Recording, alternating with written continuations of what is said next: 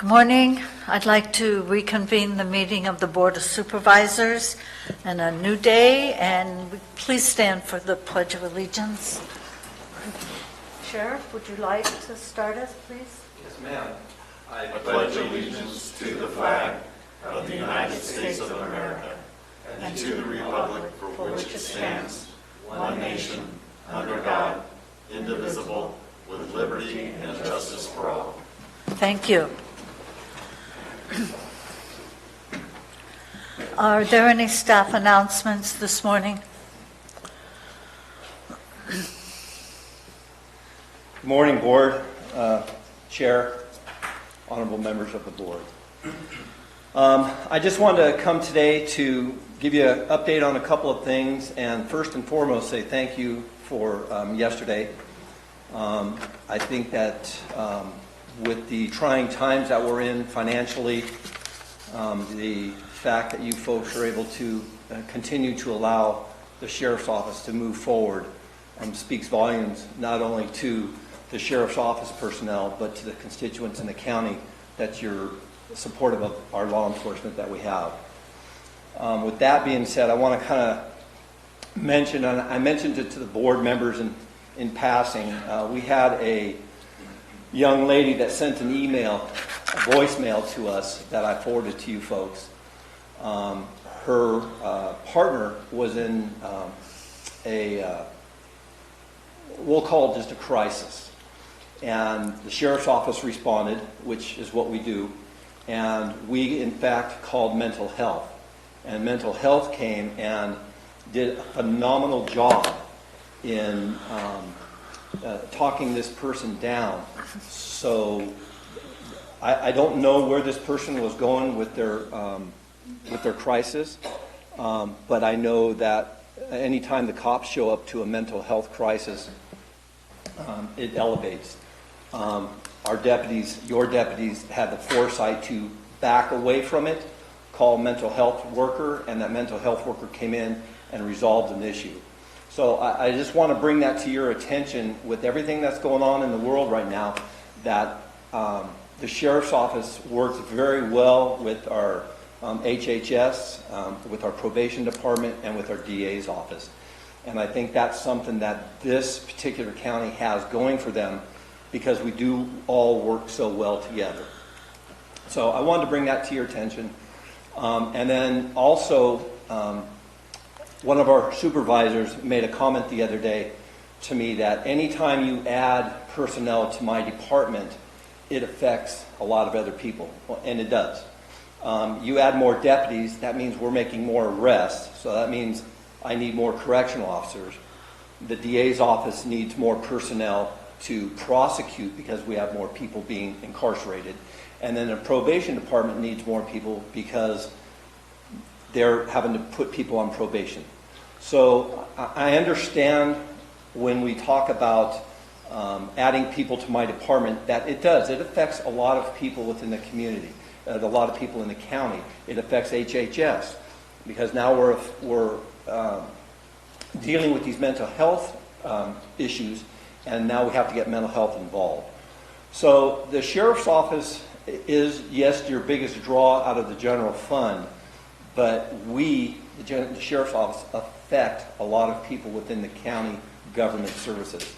And I want to say thank you to all of the county services that we interact with, because without their help, without the mental health, without the road department when we go after abandoned vehicles, the landfill when we're dumping our marijuana, the tax assessor, I worked with her the other day on getting some information. So everybody within our governmental service works well with the Sheriff's Office. And I just want to say thank you to all of them, and to you folks for what you do. We have a thankless job, and I think that it was time someone says thank you to you folks. So I want to thank you very much. And the other thing I want to bring to your attention is on Thursday, the Planning Commission is going to be hearing a new tract down in Copperopolis. They're going to add 752 residential homes and 48 condominiums. That's going to be an impact to the county in numerous ways, to HHS, to the roads, to the sheriff's office, to probation, to our jail, to everything. I know some of you folks remember years ago they used to use the Mello-Roos down in the Bay Area to bring in some extra monies and stuff. It's something you might want to think about to enhance our income for the county so that we can enhance our departments. All the departments need help. I'm not here advocating for myself. I'm here advocating for all the departments in the county. The new marijuana tax that is going to be on the ballot. I don't know what it's called. I think it's Measure G. As you remember, I was very supportive of Measure C, which is the marijuana tax that we currently have. It's going to change, or it has changed, to by the pound. I think that the board and the public need to really understand that if that Measure G needs to pass. What that's going to do is going to allow the county to know what kind of revenue we're going to be getting in every year. There's not going to be a guess. And it not only benefits the county financially, but it's going to benefit the growers.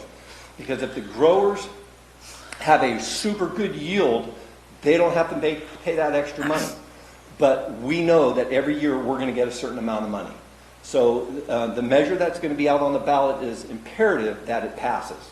I think it's very important. Again, I was an advocate for Measure C because it was that if you need it and you don't have it, better to have it than not need it. So we need to have this program put in place. So I'm hoping that people really take a look at that Measure G. I believe that's what it's going to be called, Yes. Measure G. They really need to look at that and understand that it is not only a benefit to the county, but it is also a benefit to the growers. Sheriff, will you go out and campaign for G like you did for C? Absolutely. Okay, Absolutely. because G is based on canopy cover? Correct. And that, I think, again, it goes back to the square footage. And if you remember when Measure C was brought up, I was an advocate for it to stay by the square footage as opposed to going to by the pound. So I am still in that aspect. And I've looked at Measure G at its entirety, and it is a very good, it covers all aspects. So whether we move forward or whatever direction we go with this marijuana program, it's very thorough. Whoever put that together did a very good job, and I applaud them. So I just wanted to bring that to your attention. Was Ethan and Greta? They did a great job. They did. And whoever else worked on it. So basically, that's all I had to say this morning. I'm not here asking for money, Ms. Calloway. I'm here to say thank you for what you folks have done, not only for my department, but for the county as a whole. I think you guys are in a very tough predicament, and I think you do a damn fine job. Thank you. Thank you. All right. Thank you, Rick, and thank the Sheriff's Department for everything you do. And I think we need to thank all the staff across the county for everything they do. Absolutely. I mean, it takes everyone. A machine isn't just one gear. Your Jeep needs multiple parts to get those rear tires spinning. Yes, it does. So everyone matters in every aspect all the way to the top. So thank you. Yeah, absolutely. You folks have a good day. Thank you. Thank you, Rick.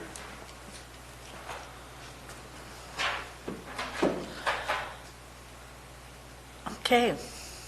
Are you ready to, no other staff comments? Okay. I want to move to the budget. Ms. Von Lott? Or Good morning. Al, yeah. One of the two of you going to take us the lead. We have, as I understand, we have the fire, the JPA, and the CARES Act we need to discuss. Are there any other items that we need to put a decision on this morning, besides telling you to get the final budget wrapped up for the 22nd? Not so far as I'm aware, Madam Chair. CAOL. Just the two outstanding items that we held over from yesterday's board meeting that I think will be relatively quick. Okay. So did you just want us to go ahead and maybe discuss the fire JPA? Madam Chair, I would say it's the prerogative of the board, but in my humble opinion, the discussion about the CARES Act and the impact to the contingencies and the policy level minimums will, Should come I first. think, inform the decision that you ultimately make on the Okay. fire JPA. All right, fine. And you or Krista want to give us the wrap-up of the CARES Act, where it is now, and what it is you're proposing? Krista, why don't you go ahead, and then I'll provide color commentary if need be. Okay. So just to kind of try and to simplify where we're at with the CARES Act funding, we anticipate receiving a $4.59 million. Per the report that we submitted to the state last Friday, we know from having tracked our expenses that a little over 2.1 million of 2.1 million was expended for appropriate CARES Act related expenditures. To date this year so far, we're at approximately 1.2 before August 30. So in total, eligible expenditures for CARES Act funding to date are at about 3.35 million. We understood prior board direction to be that, at least as it relates to the general fund outlays for and appropriate expenditures for this past fiscal year, 2019-20, that we should, in fact, reimburse the general fund for those expenditures, and that reimbursement is included in this budget. It is clearly the board's direction and decision to determine whether that previous guidance is something that we should still, in fact, do. Ultimately, right now, we have a little bit over almost $4.2 million in contingencies. That $4.2 million is comprised of fund balance and remaining CARES Act funding. We do have choices in terms of other ways that we could recommend to book or budget for these funds. And if you would like to get into more detail on that, or CAO, if you would like to provide color, we certainly can do so. We've brought you what we think is a kind of middle of the road approach, and one that is consistent with a previous direction from the board. Mr. Alt?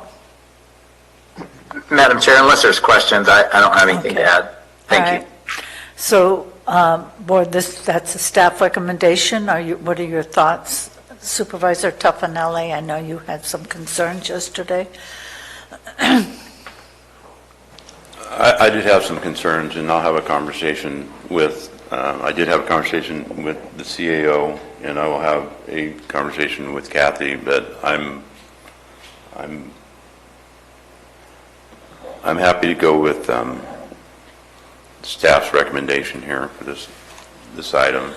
I do have some other concerns, though, and I did have a conversation with you a little bit about the teeter fund. I just have a issue of draining it down to zero, nothing in it. If we drain it down to zero to balance this budget, what are you going to do next year? It wasn't ever meant to balance the budget. However, it did start historically several years ago and has continued, but it's never been to the point that it is right now. And historically, the auditor controller uses some of those funds for cash flow.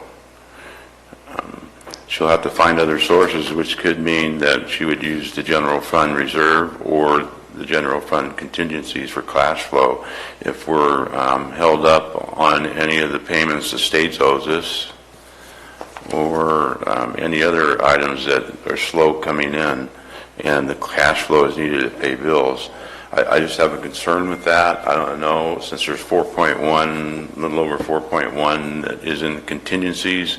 We did spend $200,000 of that yesterday for a truck, which brings it down to about 3.9 million. I believe policy level is around 1.3, 1.4 as a minimum. So there is some money there. I would like to see some of that money offset the teeter, so it's not down to zero, and there's something there next year. When we look at contingencies come mid-year or any other time, if we look at it having 3.9 million, you're thinking, we have 3.9 million. But if you draw it down now and offset it to teeter, when it comes back to us at mid-year or whatever, it's not, you're not looking at that much. In your mind, you're thinking we're at contingencies at minimum or just above minimum, and that plays on you. At least I'm looking at it as a reserve count, which is what teeter historically has been, and actually a capital project improvement fund is basically what the board originally had sent that out for. So just my... Yeah, tech. Yes. We're going to Yes. tech server. Yeah. So those are my thoughts on what's presented before us as far as teeter and drawing down.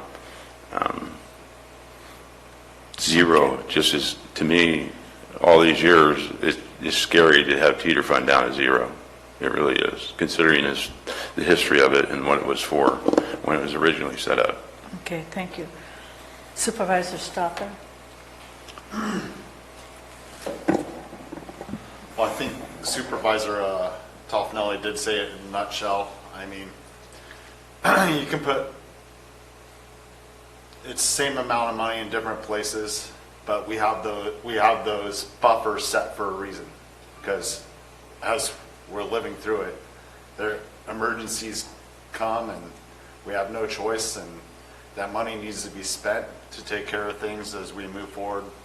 That was part of the reason I brought up, the structural deficit over the years, projections yesterday. We have to be part of the solution as we move forward and make decisions in the future. And we have to resolve that issue so we don't end up in this position year after year moving forward. So I agree with Mr. Toffenelli on where he's coming from. It's not I don't want to say scary, but it's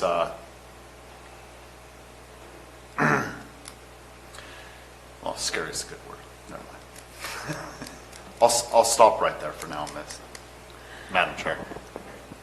Mr. Garamendi? Thank you, Madam Chair. I agree with Supervisor Toffenelli and Supervisor Stopper that we've got a budget problem. I mean, you don't have to look very hard at the trends to say, we had a lot of financial challenges after the Butte fire. We had cannabis dollars. All those funds are getting diminished, and our revenue is diminishing as well. So we're on a slide, and I think that we do have a structural problem. And I think what we need to do is really think about our structure as a result, and maybe find a way that we don't have a structural deficit. That's a much more scalpel or machete approach to what we're doing right now, which is very, the broad 5% cut, I think, is prudent. I think putting money into contingency is a very good idea. I understand the emotional part that Supervisor Toffenelli is talking about on teeter. Anytime you zero out a fund, it's pretty scary. But it really, in my opinion, doesn't matter whether it's in teeter or contingency. It's still the same amount of money. But it is always, when you see something go to zero, it goes to zero. But I think that we're going to have to. We also know that our state budget is built upon federal dollars that are not likely to come, in my opinion, anytime soon. So there's a series of triggers that are going into effect in the state budget in October. We're very likely to be back here doing the same thing we're doing right now in November, going through a new budget, because these triggers will happen automatically, as I understand it. And so, the legislature doesn't have to cut us. It just happens because the feds didn't do their job. Well, that's all BS when you're at our level. Because it's all the same color money to us. So it is a scary time, and I think we have to be really very cautious at this moment, because I don't think it's going to get better soon. It'll get better, but it's going to be a long ride. So we have to get upstream. So right now I'm fine with the way the staff is? I'll take the staff recommendation. Okay, thank you. Mr. Mills? Yeah, let's kind of back up for just a moment to 2015. And you recall, and I know that I was in the room when the auditor controller came in and said, look, here's what we've got as reserves. If something were to happen, and this literally was 2 weeks before Butte Fire, if something were to happen, are we capable of handling that financially with cash flow needs that we're going to have? And here we are 5 years later, and we're still dealing with that same issue with Butte Fire. And then 2017, the spring storms, and it's compounded. And when do we get out from underneath all of that obligation that we've already paid out, but we haven't gotten the money all back? So we're sitting there with this fixed cost that is continuing to absorb into our budget. And what do? You get into another emergency, God willing, we don't have it happen, but if we don't have the contingencies, we don't have the reserves, we're going to be in a dead scramble trying to figure out how to fund the next emergency, because we just don't have it. So then becomes the reality of, we've got 23 more staff positions now than we did a couple of years ago. That compounds onto our budget and our costs to do business, so to speak. All of this is going to have an effect. You said something, Supervisor Garamendi, about the triggers. I agree. But the next effect would be, when is the next emergency going to hit us? And to what extent would that have an effect on us as well? We may be forced into a complete restructuring of how we do business if we don't have the finances to do the business. And so there's the reality of why, having a little bit extra cash. I mean, if you're in business, you always try to set aside a little money somewhere just in case. And failing to do that means that it wouldn't take but just one bad event and you're done. I don't want us put us in that position as I walk out the door. So, Mr. Mills, do you support what staff's recommendation, or is there any modifications that you would recommend? I think for the benefit of the whole, that the teeter fund can't be drained to zero, and we need to be able to carry forward from this budget sufficient reserves. We're not going to know what comes down the road, but we're going to have to deal with being sure that we've got enough reserves in here as we go forward, and it might mean additional discussion. I know I look at page 55 in disaster response recovery, and just exactly how much has been put into our disaster to programs to this point, but how much money have we gotten out, and at what point are we going to get additional monies from FEMA or anybody else for what we've put in? And is it something we're going to get into that next budget, or is it going to be drug out another 2 or 3 years? So what I'm saying is that for those of you that were elected this last November, or in March, here's the question is that 4 years from now, are you still going to be dealing with the same things that happened in 2015? Are they still going to be on the books, dragging us under and continuing to be a drain on our finances? That's where we've got to ask the question. Either we're going to be in front of it and we're going to take that bullet, so to speak, or we're going to push it off to the next budget and the next budget after that, and then hope that we don't have something happen. And that's very short-sighted to think that way. So I would like to see more in reserves than what's sitting here. Okay, more than the minimum 8%, an increase in reserves. Okay, thank you. I, in essence, support staff's recommendation. I do ask, based on what Supervisor Garamendi said about not seeing federal dollars come in and the concern for FEMA, why would we want to maybe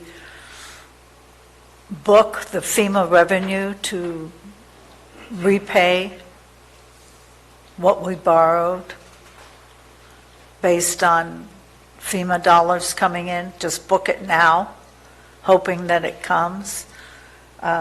Mr. Ald, I know you have opinions on that. Oh, he's frozen in time, saying, "I'm with the board, I have to hang up." Madam Chair, I was actually talking to Director Pack about some of what the board's discussing at this point in time. So my apologies Okay. that I missed your question. Okay, what about, the board generally supports the staff recommendation. I'm asking about, do we book FEMA funds? Supervisor Garamendi thinks, federal government's not going to be sending us money. And, Madam Chair, I meant as far as recovery funds, the CARES Act, HEROES Act, whatever they're passing. I was on not the referring CARES to- side, I was not referring to FEMA. FEMA funds. Okay, thank you. So, just booking it, even though we haven't applied for it yet because the projects aren't complete? What are your thoughts on that? The other is, I'm sorry. I'm sorry. And My the apologies. other, Go ahead. the other question is the concern that Supervisor Tuffanelli had about bringing down the teeter fund, and Supervisor Mills is what would be the possibility of increasing the reserve 8%. I don't know where the board, maybe I better ask the board, where are you on that at this point in time? Mr. Stopper?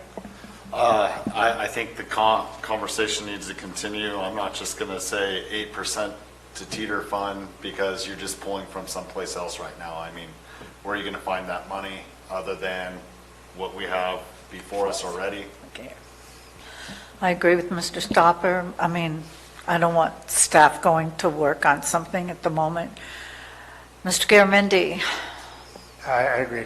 I mean, Okay. you're putting money in one pocket or the other, it's the same pair Got of it. pants. Mr. Tuffanelli? I disagree, Okay, at this point. because, and I'll say why. You may be putting money in one pocket, the other, but in reality, in either business or in personal life, you just don't have one pot of money. You have a savings account, you have a checking account, you have other accounts. You're not just saying it's all in one pocket. My opinion, and the reason I brought it up, is possibly bringing the reserve down to 1.4 or whatever, or even 2 million, and putting the rest of the CARE Act money into teeters to offset, because teeters like a banking savings account. When you bring something before us midterm or a emergency from a department head, we're looking at pulling out of contingencies, and we're utilizing teeter as a savings account, which is what it was actually set up to be, and that's my concern. Is historically over the last several years, it's just robbed the savings account, so now it's robbed down to zero. And we continue to just turn our heads away from it and not say that we need to refund it. So it may be all in one pocket, but I'll disagree. It's more than one pocket, or putting from one pocket to the other. It's not set up that way. And contingencies is set up to where it's supposed to be for an emergency, and that's why it's a 4/5 vote. So that's my opinion. Okay, Madam Chair. thank you. Yes, Mr. Ald. To your questions, I wrote them down. I'll address them in order. And one of the questions is relative to the discussion that you just had. When I came back on, I was on the phone. I was on the phone with Director Pack.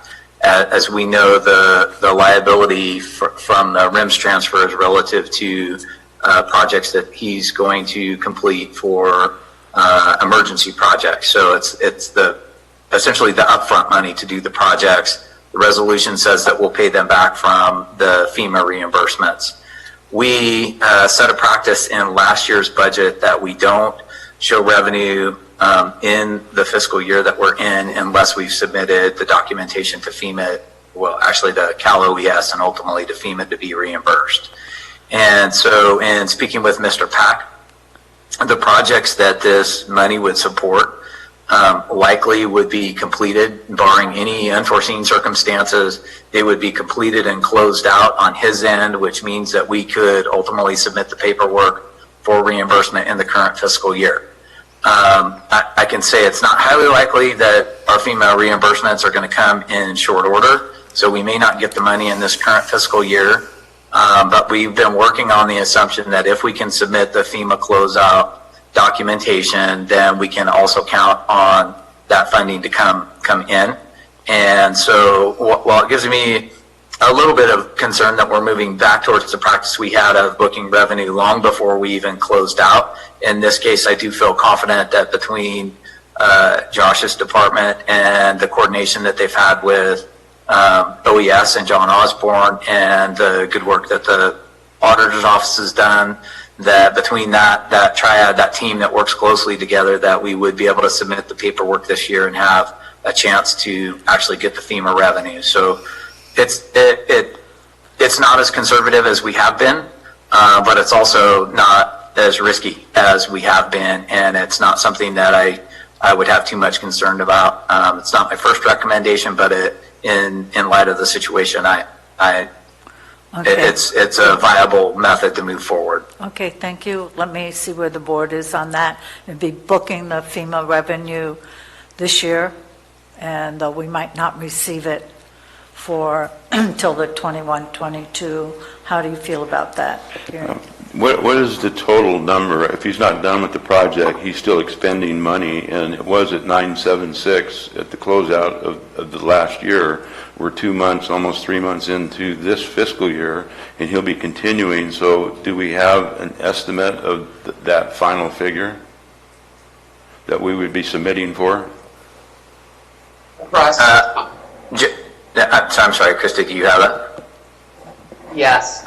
So at this point in our current budget, so in addition to the 976, there's approximately 2.9 million budgeted for REM loans. I defer to Public Works if they want to correct me here or have additional information. But with the additional budget transfers that are being requested in the agenda items today, that would be 4.3 million, I believe.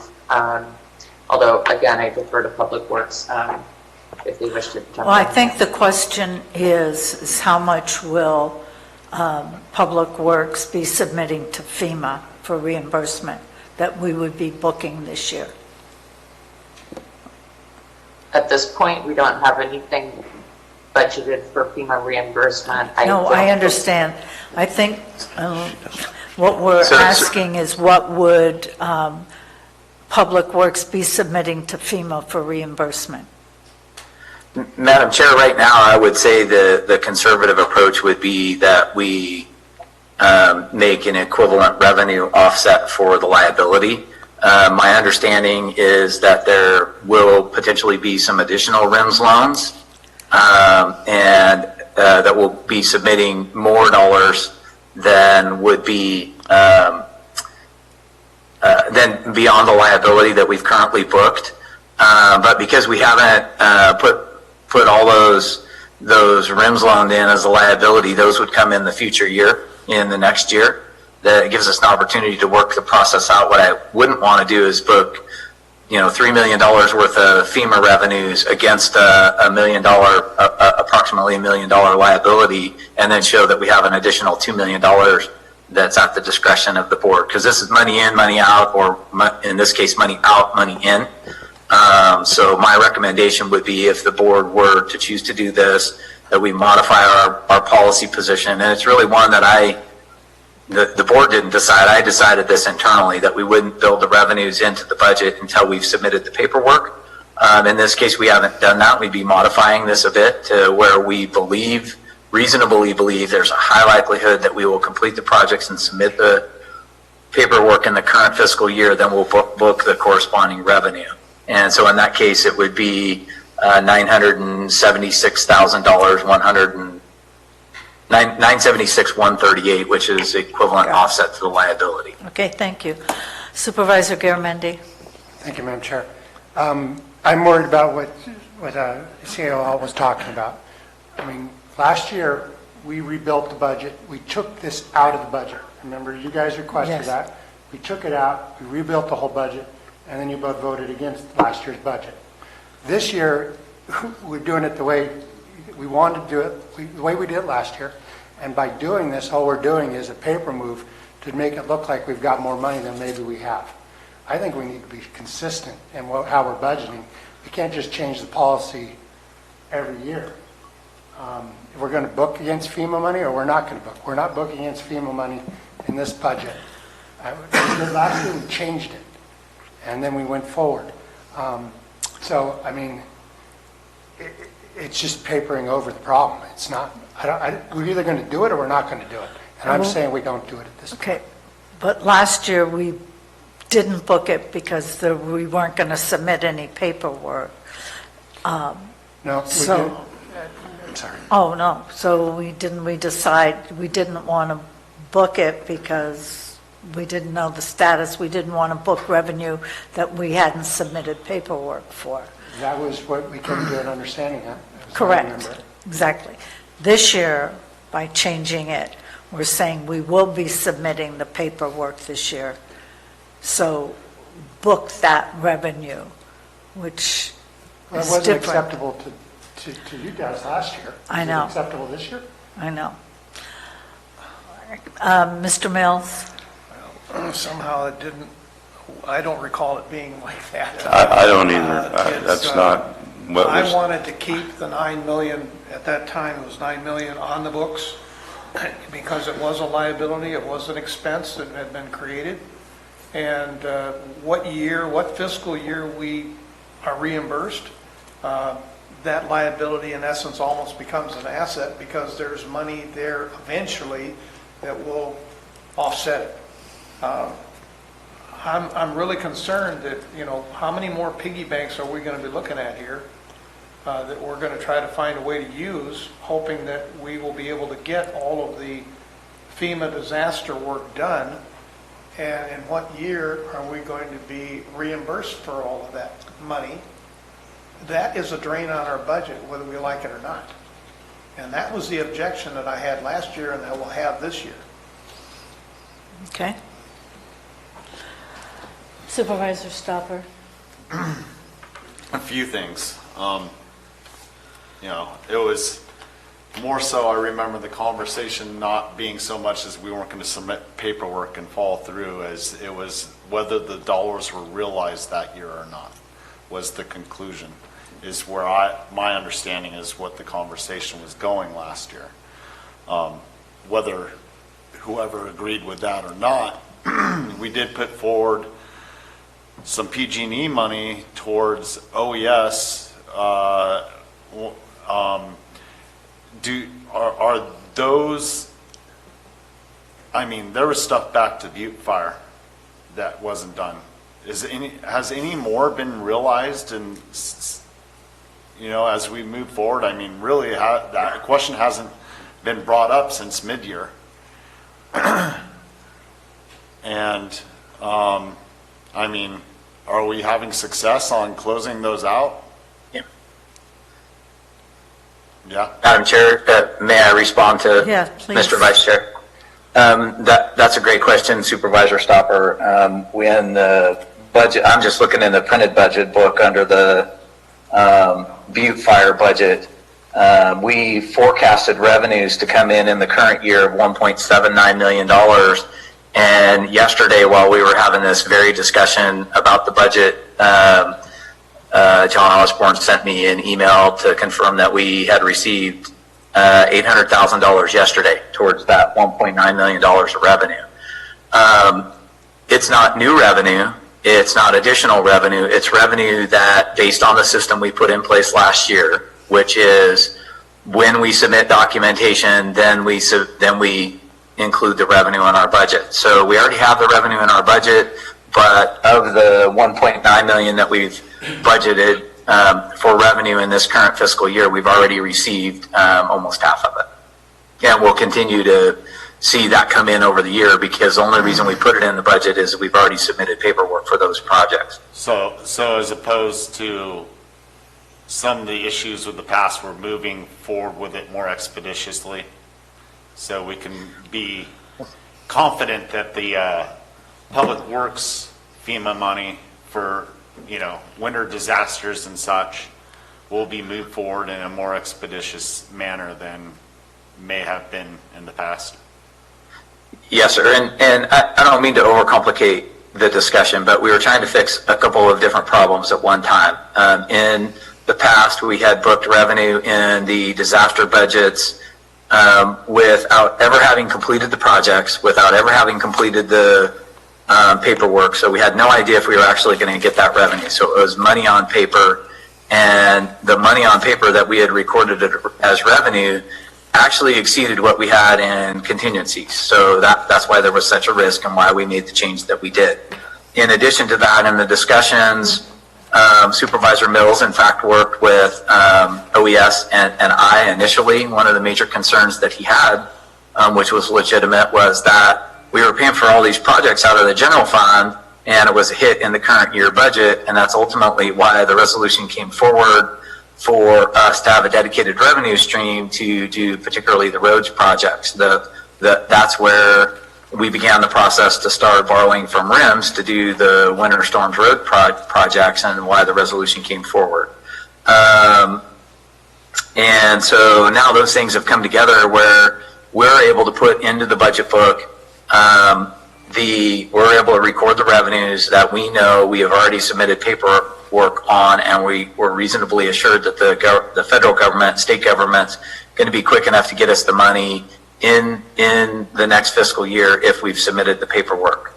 And so right now that system's working. On top of that, between Public Works, OES, and the auditor's office, they've all worked together and developed a system where we're all on the same page and moving forward and getting not only the projects closed from a physical perspective, but the paperwork closed out and submitted to OES. And so we're doing that pretty succinctly now on our end, which hadn't been occurring before last year, and the board's emphasis on us getting the problem fixed. And between Josh, John, and Kathy, they've done that.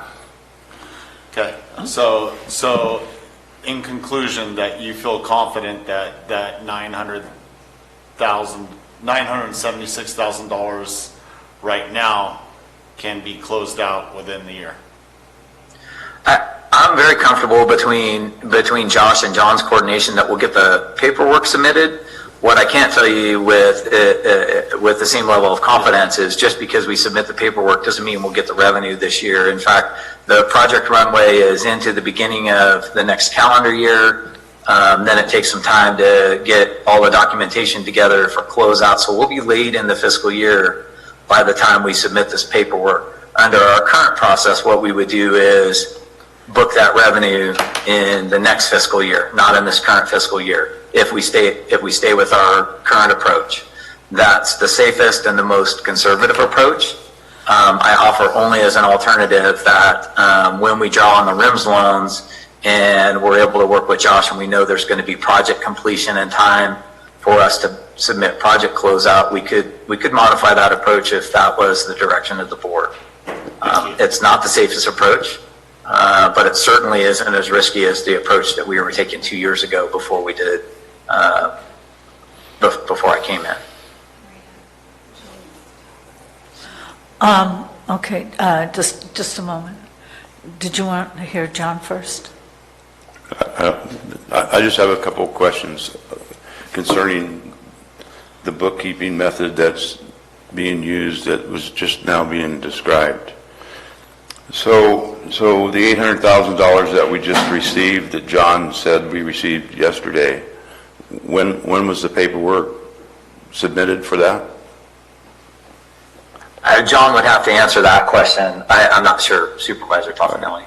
So if we submit paperwork tomorrow for a project, and we're in September, you're saying that we won't utilize any of that funding and book it until next fiscal year, even if we receive it in April of next year, before the beginning of the next fiscal year?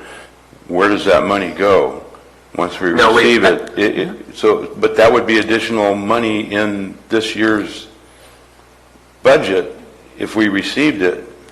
Your statement was, and this is part of what we were talking about last year, on changing and wiping $9 million off the books on when this money came in, And you said when it comes in, then it would just be additional money we would have. We received a lot of money last year, close to $5 million. And where it was dispersed to or utilized was never, I have no idea where it went. It didn't go into contingencies, and it didn't go into reserve. And this was the issue that I had when we talked about it yesterday, and now you're making a statement today. Once we submit paperwork for funding to FEMA reimbursement, we don't count that money until the next fiscal budget. Even if we receive it this year, we're not going to utilize that money. So what account does that go into? So my apologies if I wasn't clear on this. I don't mean to suggest if we actually receive revenue, we don't account for it. We do. If we get revenue over and above what we anticipated, it gets deposited in the county coffers. It doesn't go anywhere else. What I am suggesting is, not actually suggesting, what I'm describing is the revenue that we have built in. It's in the budget book. In this particular instance, it's in the budget book, the actual hard copy that you have on page 336. We forecasted $1.97 million worth of revenue, and we forecasted that based on the project closeout paperwork we submitted towards the end of last fiscal year. Yet we didn't receive the money last fiscal year. We submitted the paperwork last fiscal year. We built it into the revenue projections, and now we're receiving the money in accordance with our revenue projections. If we're fortunate to complete more projects and receive more revenue than what we booked here, then that ultimately would go into the county budget. What I'm trying to say is a matter of keeping track of the revenue is we just haven't booked revenue for projects that are off in the future that we don't have scheduled, we've not closed out. Until we submit to Cal OES, we don't have a reason to believe we're going to get revenue. And the reason why we don't believe we're going to get revenue is because they will not pay us until we do the project closeout and submit the paperwork. Correct. And so that's our cue to build in the revenue, is once we've done that. Thank you. Yes, sir. Okay, Mr. Mills, do you want to hear Mr. Osborne first, or do you want to, pardon? I think the point is, though, is that we encumbered the funds in a specific fiscal year. We received them, when we receive the money, even if it's in another fiscal year, we book it in the year in which we receive it. Right. Correct. So literally, though, we've encumbered the funds maybe in 2015 or 2016. We don't receive money back on it till 2021. We book it in the 2021 year. But the point is that was my problem with last year is that it has to stay on the books. We have to have it somewhere in the accounting system. We can't just push it off in a corner in a closet and then pull it out when we need it. The funds have been encumbered, whether we like it or not. In some cases, they haven't. And the reason why they haven't is because we weren't performing on any of those projects. With the exception of tree mortality, we were sitting idle on all the projects. So we didn't have expenses relative to them. And consequently, because we were not performing on the projects, we also didn't have revenue we could anticipate. But we'd been booking revenue against projects we weren't performing on. And in my opinion, and it's only my humble opinion, that's not a good practice. So now we start the projects, we build them into the budgets, we identify a revenue stream to pay for the project while we're performing on the projects, and then when we submit the paperwork to the state and federal government, then we show that as a revenue stream coming in. So it's not, we don't have a bunch of liabilities on the books for tree mortality or butte fire trees or things like that we're not anticipating performing on. Now, we're moving all those projects forward, and as we're moving them forward each fiscal year, we build in expenditures and we build in reasonably anticipated revenues associated with those expenditures. Mr. Alban, the expectation is when there is no money being expended, there's nothing to show on the books because we literally haven't spent it. But the point is where we have spent it, we have to show it on the books for that year. You're right. As part of our budget. Agreed. I wholeheartedly agree with you. And I appreciate you restating it. That's what I'm trying to explain as well. Okay, Mr. Osborne? Good morning, Madam Chair. I just wanted to add a little more color to CAO Alt's comments. There are an awful lot of moving parts after we submit the closing documents. The closing documents for the money that we received yesterday that CAO Alt is referring to, $7.99 and some change, was submitted in March of 2019. And so in March of 2019, we were not looking, the entities that those documents go through, Cal OES and then FEMA, we're not looking at a COVID pandemic. We're not looking at one of the most prolific fire seasons in recent times. And so as we move forward, I suspect that we will see more lag time in the processing of those closing documents. We are tracking the individual projects back. The money that we received yesterday that we categorized was all Butte Fire Fund, specifically for project workbooks 39 and 40, which have been closed and have been completed for some time. But just to add that kind of, so that enters into our thinking, it's a elongated process, is I guess what I'm trying to say. So what John just described, they submitted the documents in March of 19. April, May, June, July, August, September. We just got paid in September. That's a 6 month lag. Josh, in the phone call to me, described that these projects wouldn't be completed, even though they're moving on them expeditiously, they require work.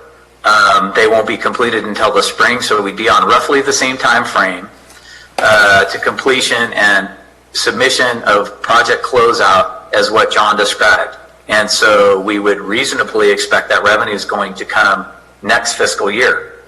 The board, if the direction is to book that money, the board would have to recognize that they're asking us to do so, knowing there's a very good chance we're not going to get that revenue this year. And that's exactly what we did before. We just did it to a far greater extent. We typically don't start a project, close it out, and expect the revenue in the same fiscal year. And usually they cross fiscal years. So that means in some years there's going to be expenditures without the corresponding revenue, but we track it all together and we make sure that across 2 fiscal years it comes together. That was not happening previously, and that's why we had $9 million of FEMA revenue on the books for projects we weren't even working on. We didn't even have plans to work on some of them at the time we had $9 million worth of FEMA revenue on the books. So I'm not suggesting we go back to that practice. I am suggesting if the board had the interest in doing that, there's a risk in doing it. It's a solution, but at the end of the day, it's walking back closer to where we were, where we had more revenue on the books than we could even anticipate being paid for. And at the end of the day, that gives us the false sense of security that we have more revenue than we may actually have in the current fiscal year. Al, this is Gary. Yes, March 2019 was 2 fiscal years ago. It wasn't 6 months ago. 6 months ago was March 2020. That was last fiscal year. I'm sorry. Okay, so we submitted in March of 2019, which was that fiscal year, the 18-19. We didn't receive it until this fiscal year, so we booked it and recorded it as income in the past fiscal year, 19-20, according to your scenario, what you're saying. You submitted it in the 18-19, so you counted it in the 19-20. We're in now 2021 fiscal year. So this $800,000, we've closed the books on last year. Is this $800,000, and how was it accounted for in this fiscal year, when it was supposed to have been accounted last year, and we've closed those books? So is this additional money for this year? No, it's included in the revenue in this year. And I'll reiterate, it's on page 336 in the budget book. So okay, I'm just saying you just carried it forward because you didn't realize it last year. Correct. So okay, that's the only question I had. So you Yeah, just no, carried it forward. you're absolutely correct. So when we submit the paperwork and we're anticipating it, I've taken the position and the board supported in the last budget that, and my apologies to get crossed on the fiscal years, but we book it as a revenue, and if we don't realize it, we keep it carried forward as, for lack of a better term, it's not the best term for it, but it's an accounts payable. We're expecting the money to come in because we've submitted the paperwork. And if we don't get it, then we'll carry it forward, and we keep track of what we've performed on, what we've submitted on, and what's an anticipated revenue. The difference from the previous years is that we were carrying revenue that we hadn't even submitted the paperwork for, and that's how it ended up stacking up over fiscal years, that when it got carried forward that way, how it ended up being amassed to, I don't remember the exact amount, but off the top of my head, I think it was close to $9 million, which at the time exceeded both our reserves and our contingencies. And that's why that's why I recommended the action that I did recommend in the last fiscal year. But so, yeah, you're absolutely correct with, we carried it over. Okay, I have one other question. You keep saying page 366? 336. 336, but 336 is under Health and Human Services budget. So maybe I'm looking at the preliminary, but we didn't change the revenue projection. So it's under Butte Fire, under the Office of Emergency Services tab.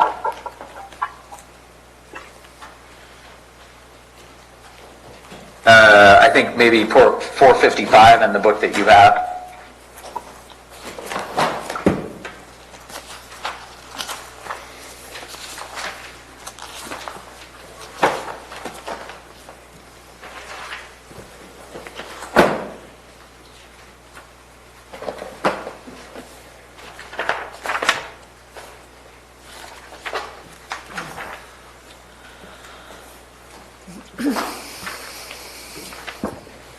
So board, just think about it. The question before the board is, do we book it this year or do we book it when we receive it? We still haven't answered the question. Oh, I'll let the vice chair do that. Poll the board. I'll do it. Whether we book it or not. Do we book it or not? That's the question. Do we want to book? Because the question's still out there. We keep talking. We need to tell staff, do we want to book it this year if the project's complete? Mr. Pack said that the projects will be complete. He'll have the paperwork submitted to FEMA this budget year. So. But in this current budget, I'm sorry, in Yes. this current document, it is not booked. It is not booked. Some of it is not. None of it is. I'll start. I'm a no. No, I don't. You're a no. I'm a no. Dennis? I'm a no. The question is, No. The vice chair's in charge at the moment. what's the Okay, question? the question before us is, right now, if they book it in this fiscal year, do you want to go ahead and count that as revenue? Prior, we'd moved towards, no, we don't want to book it as revenue until it's realized during that fiscal year, which was somewhat what you were talking about at the beginning of our conversation that went sideways. Well, not really, it all applies. But I heard from Dennis that, or Mr. Toffanelli, you're a no? I'm a no. Mr. Dennis, you're a no? Mr. Mills, I apologize, no.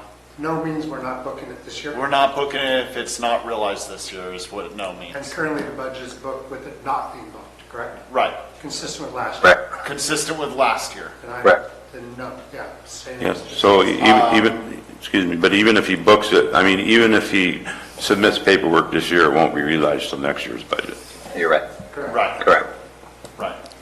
I'm personally a status quo, and Madam Chair? Yes. I'm a yes because for a county, we're in unusual times. We've had significant emergencies since the Butte fire. We're using a lot of revenue, which we don't have, which we're expecting to get. As Mr. Osborne told us, I believe in that Mr. Osborne and Mr. Pack and our federal legislator have worked really hard on getting FEMA to reimburse us in a more expeditious manner, and I think we should be booking it now. That's just because of the times we've had. We've had Butte, we've had the tree mortality. I mean, it goes on. So we've had a lot of FEMA projects, and we're spending money that we're probably 99% to 100% sure we're going to get reimbursed on. It's not a practice I would normally support.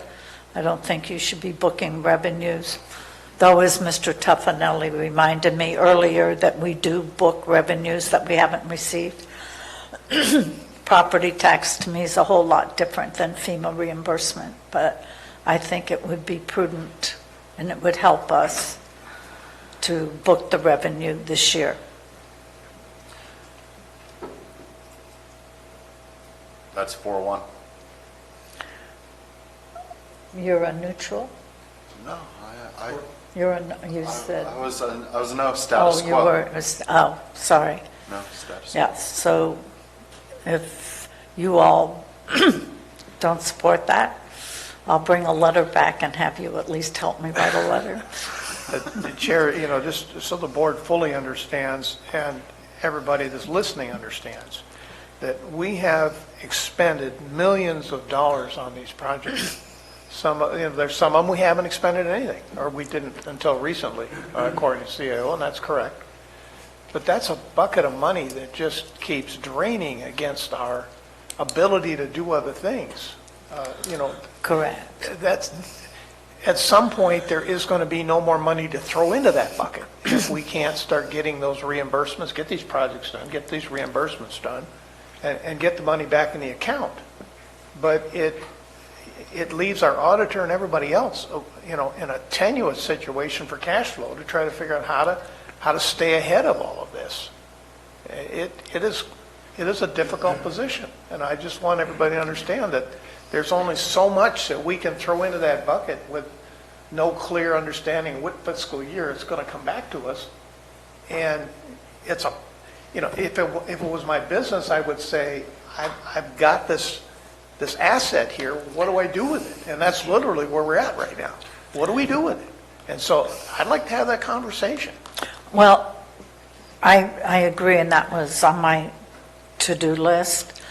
But I want to sidebar that, Mr. Mills, if you don't have a moment, if you don't mind.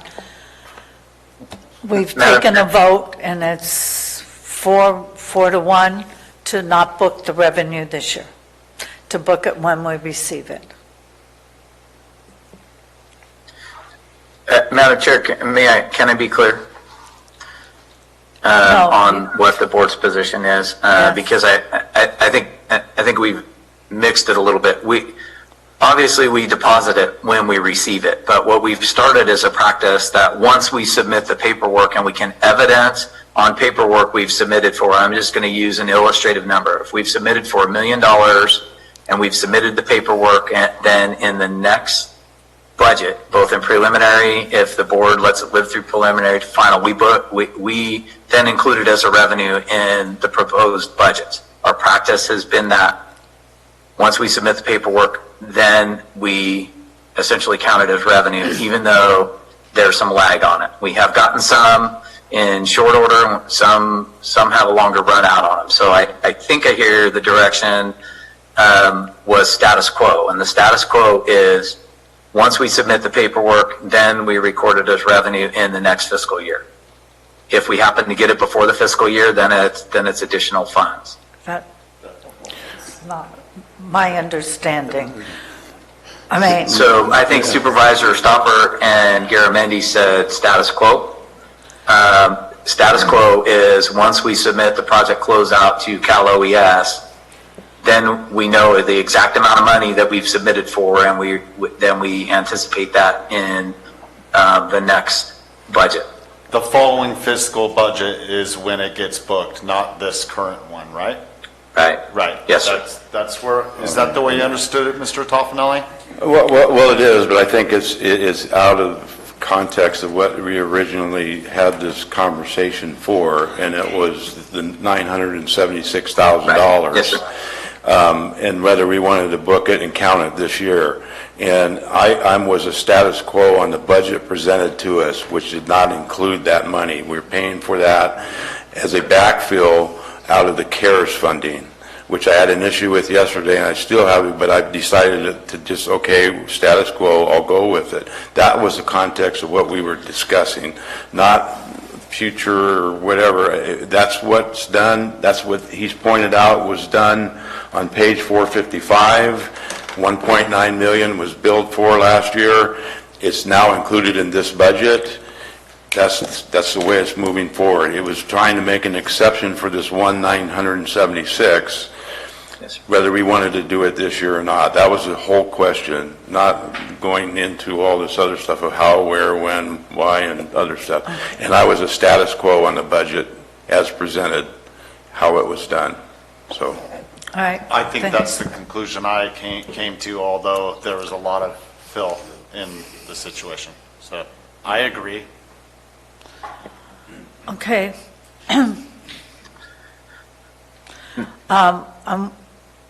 Is there anything else that we need to cover on the budget, Mr. Alt, Krista? Well, Madam Chair, that gives, right, kind of is a nice segue into the discussion about the CARES Act funding.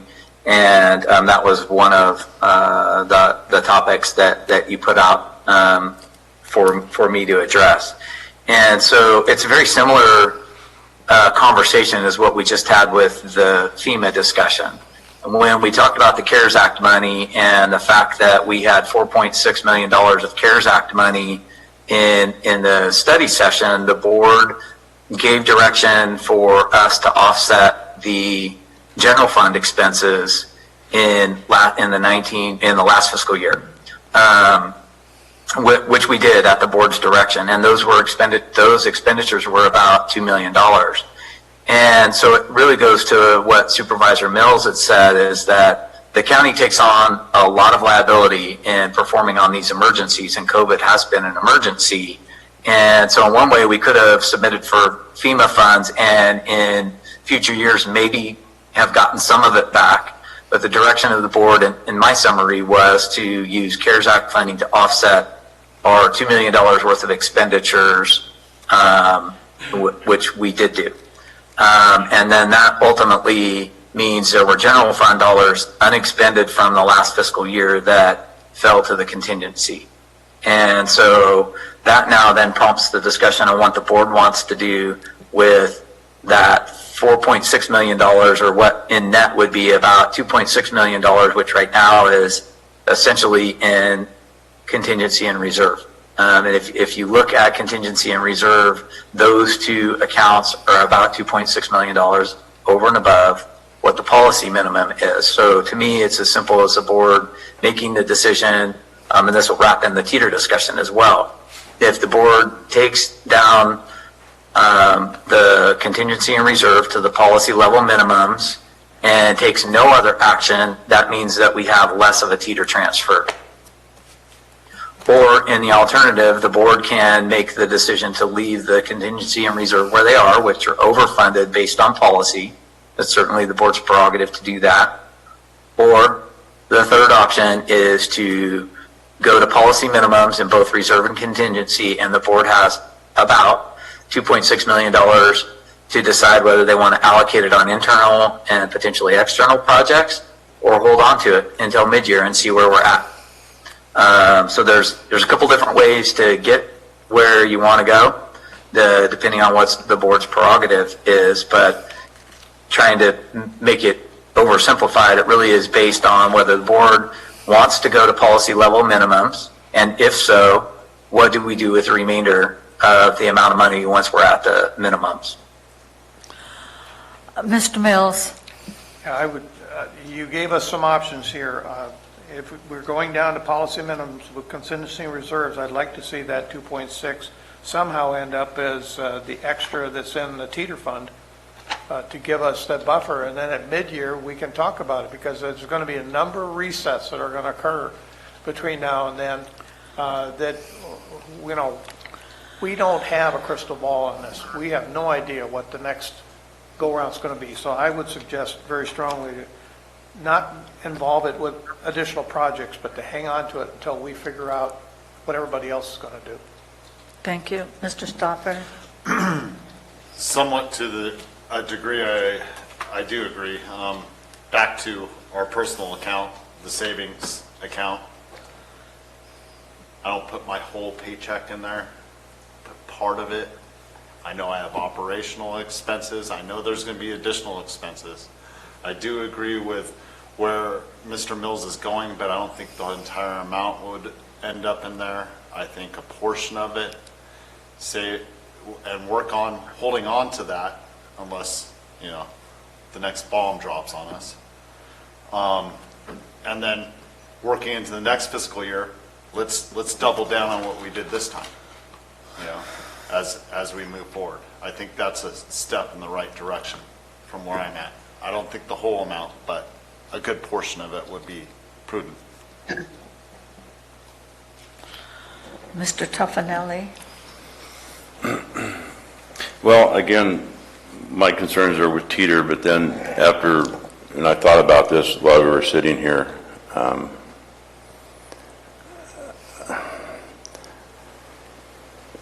I would like to see at least $1 million put into teeter and the rest kept in contingencies. And the reason for that is in order to spend contingencies, you need a 4/5 vote. Teeter, you don't. You need a 3-2 simple majority vote. And it makes it more of a savings account system in the contingencies when you need a 4/5 vote. So that's my thoughts. If I may. Is that the case? Just, If I may, just to clarify, so inside of the budget process, so what the board and we engaged in June and September, as we're doing now, appropriations can be made out of teeter or contingency in either direction with a 3/5 affirmative vote of the board. So outside of the budget process, any appropriations increase would require a 4/5 vote of the board. And in the case of not contingency, but now I'm going to speak very specifically about the general reserves, that would require 4/5 outside of actually the adopted budget, plus an emergency, and COVID would qualify as an epidemic. But those are, at this point, and it's 3/5 and moving past September and final budget adoption, then it becomes 4/5 for any transfer out or appropriations increase in any budget unit. okay. Just a minute. During budget, yes, So teeter and contingencies are the same. correct. Okay, so whether it's outside budget, it's 4/5. During this process, it's 3/5. That's correct. Supervisor Garamendi?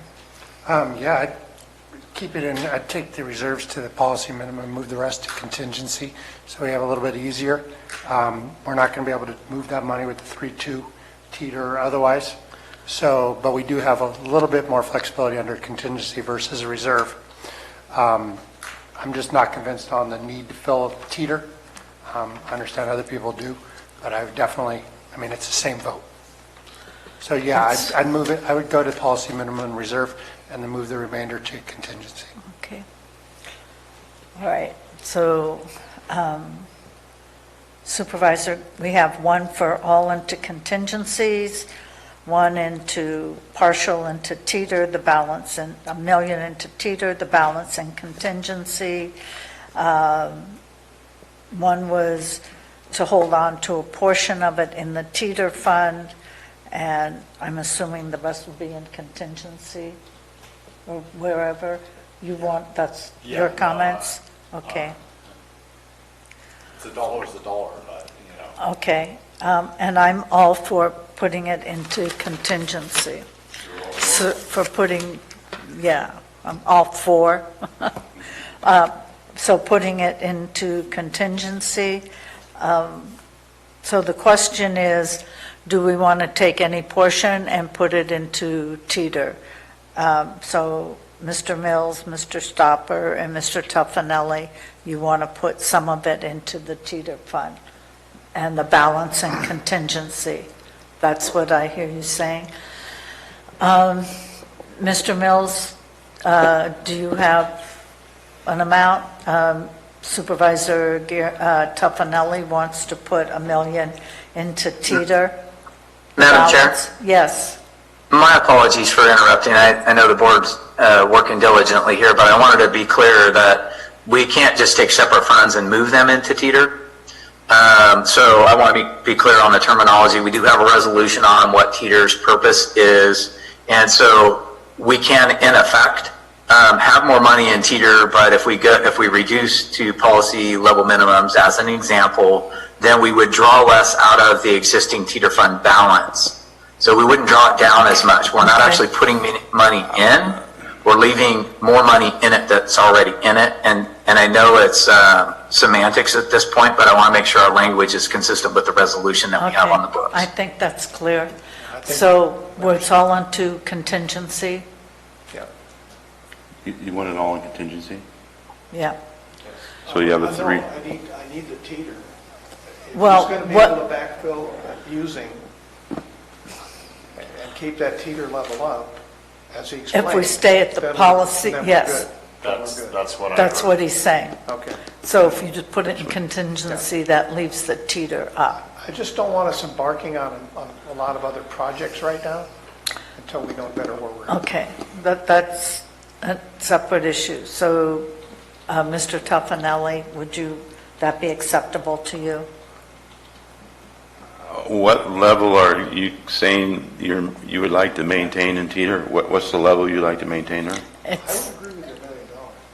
$1 well, million? this is, Okay, so he's, the Go ahead. conversation, I'm sorry, Marita, Go ahead. I'm sorry. The conversation he just said was he agrees to maintain $1 million in FEMA, so, not FEMA. I mean teeter, excuse me, not FEMA, in teeter.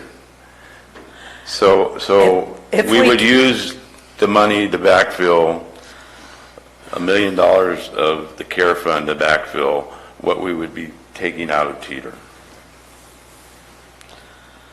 So you want to leave your contingency at our policy level? No, Mr. Stopper? No. That's. We have $2.6 million above our policy Right. level. So we're talking about $1 million of that. You would still be at 1.6 above your policy level in contingencies. Then I'm not understanding what Mr. Alt said, because that's not what I heard. Mr. Alt, I want to put a ribbon on this. Could you please put it in language that at least 3 of us or 4 of us supervisors, Garamendi's not saying anything, so he's got it, He's all Okay, in contingency, you need to. I'll speak generally Thank to you. our policies. Our contingency both the contingency and reserve are percentage based. And so if we work off a percentage as opposed to dollars, it's much more easier for us to track in this particular case. So in both, in in the contingency, there's approximately $1.3 million more than the policy minimum, which is a percentage. And that's the same case for the reserve. So if the board were to say, for example, we are going to stay at the policy minimum for reserve, which is quite a significant amount of money, then $1.3 million less would be transferred out of teeter to balance. And it's easier for us to work on the percentage than it is to work on a dollar amount to put back in teeter. In this case, just simply going to the policy level minimum would in effect cause us to transfer $1.3 million less out of teeter.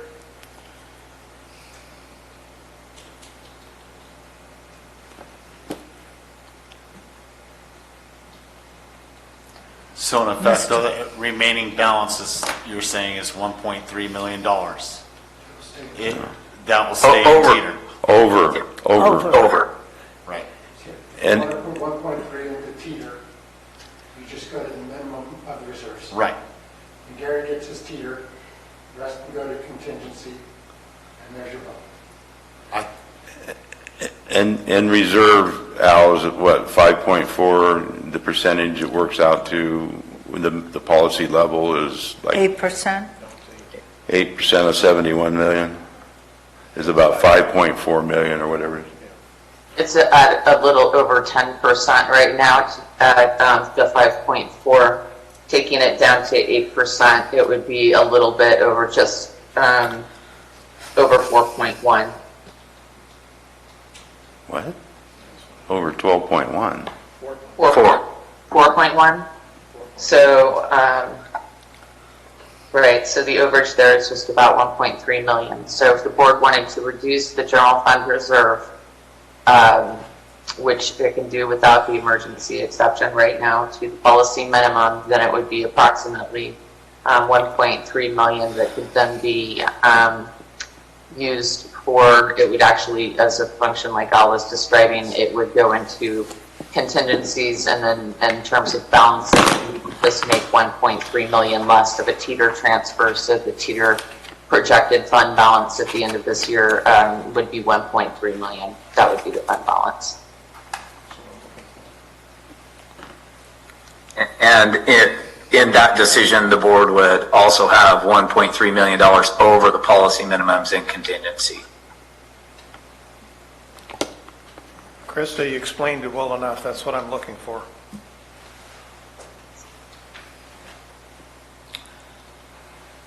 Mr. Garamendi, I'm going to have to change you to.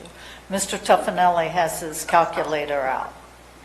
I'm trying to make sense of the numbers that Krista was throwing out there.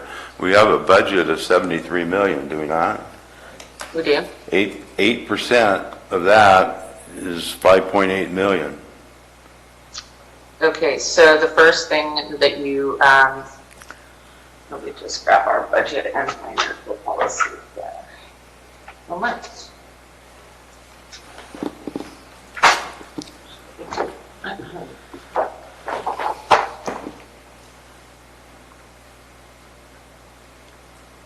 Okay, so I will read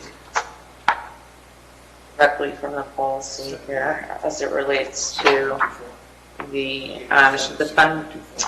General fund reserve is I got 8% of the average general fund discretionary revenues for the preceding 3 years. So that is not a necessarily intuitive way, and you are correct that 8% of 73 million is not 5.4, I believe. However, what we do when we make this calculation is if I were to go back over fiscal years 19, 20, 18, 19, and 17, 18, and then take the average of that, it's 51,300,000 and change, and that's where this number is derived from. So you're saying there's 4.1 is the minimum needed for general reserve?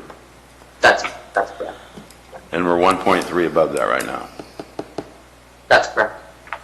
And we're 1.3 above the policy levels for the contingencies. Contingency. Actually, I would like to make a point out that it's actually closer to 2.8, it's 2.7. The policy level minimum for contingency at this point, the 2% number, is approximately 1.4 million. We have, at this point, as budgeted, 4.1 million there. So there's about 2.7 million over the policy minimum and contingency. In the contingencies. Correct. And that number will drop to a little under 4 million should the board approve the vehicle for the ag department. And that's in addition to the 1.3 above policy level in the reserves. That's correct.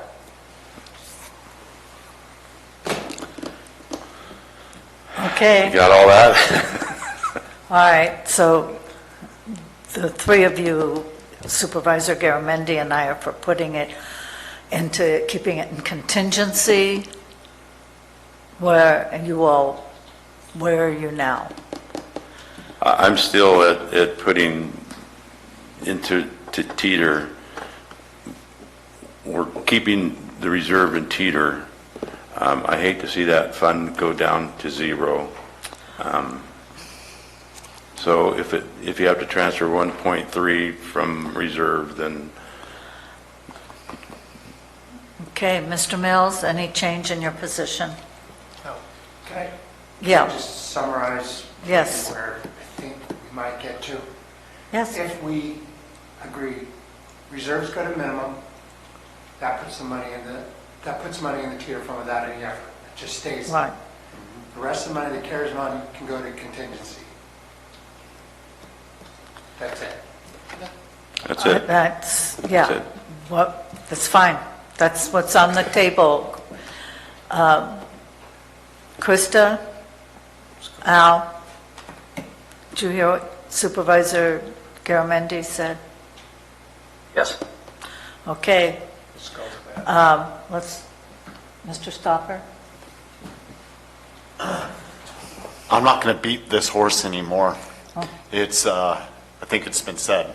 I'm fine with it. Okay, thank you. All right.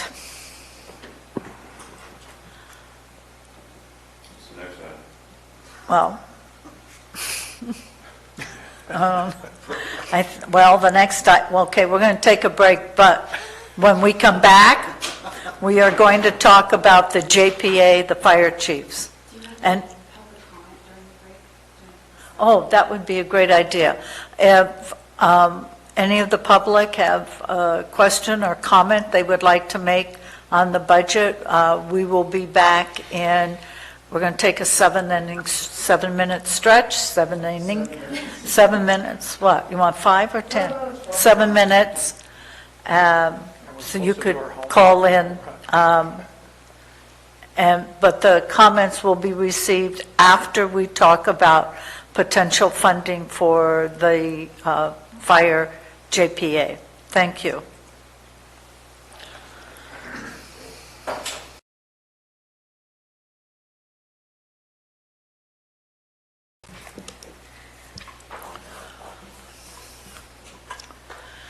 All right, we have the funding, potential funding, loan, excuse me, for the JPA for the fire chiefs. We said that we would discuss it today. And we have one other item. I remember we had told the assessor we would talk about a reclassification in her office. So we have those two items before we take any action on giving staff direction on what to bring back on the 22nd. So would anyone like to make a recommendation on the funding for the fire JPA? I know we're all very supportive of the fire districts in Calaveras County. We're fortunate that we have such professionals and that they have come together to join a JPA. They would like a $3 million, excuse me.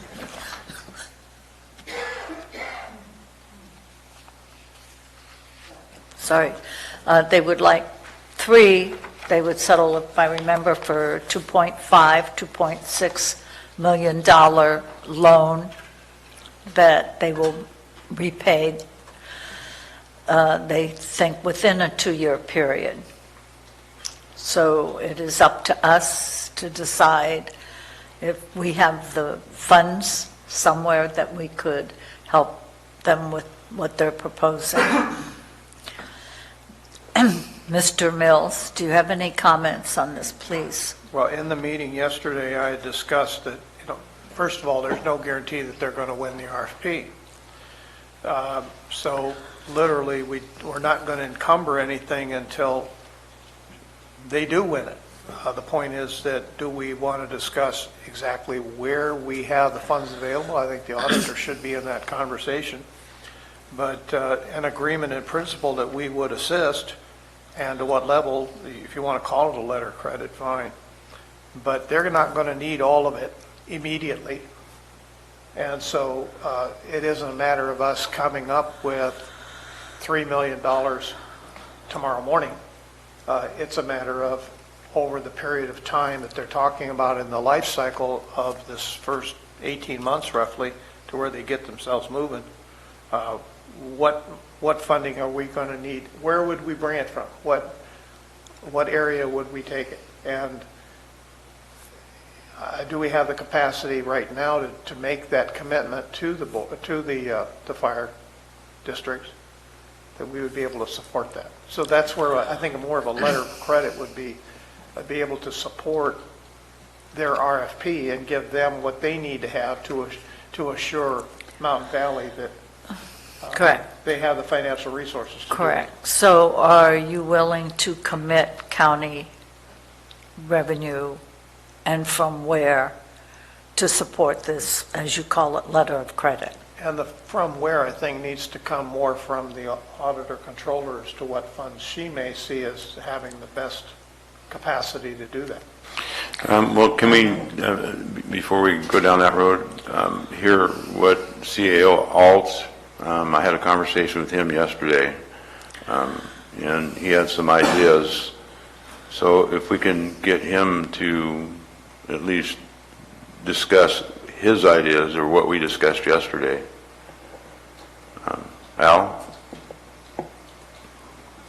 Madam Chair, is that Yes, okay? Please. So I'm not locked into any one particular idea, and I do know that the PG&E funds have a good measure of public interest around them. But we know that there was $1 million set aside in, well, it's not really set aside in its own account, but we know that that the board directed that there be $1 million for potential FEMA disallowances. We're getting reimbursed right now. We're not getting disallowances because we're doing them on actual project expenses. So, right now we don't need that money. It's still nice to have it, but we would need it, as we get to the tail of all our FEMA projects that we're completing. So there's potentially $1 million available there. We set another $1 million aside for emergencies, but the board allowed us to take approximately $300 or $350 from that emergency account to continue with the tree removal projects when we expended all of the state funds on that. So in essence, there's a little over $1.6 million available there. And then out of the roads funds that Director Pack discussed yesterday, he mentioned that there would be about $1.5 million unexpended at the end of what his current plan is.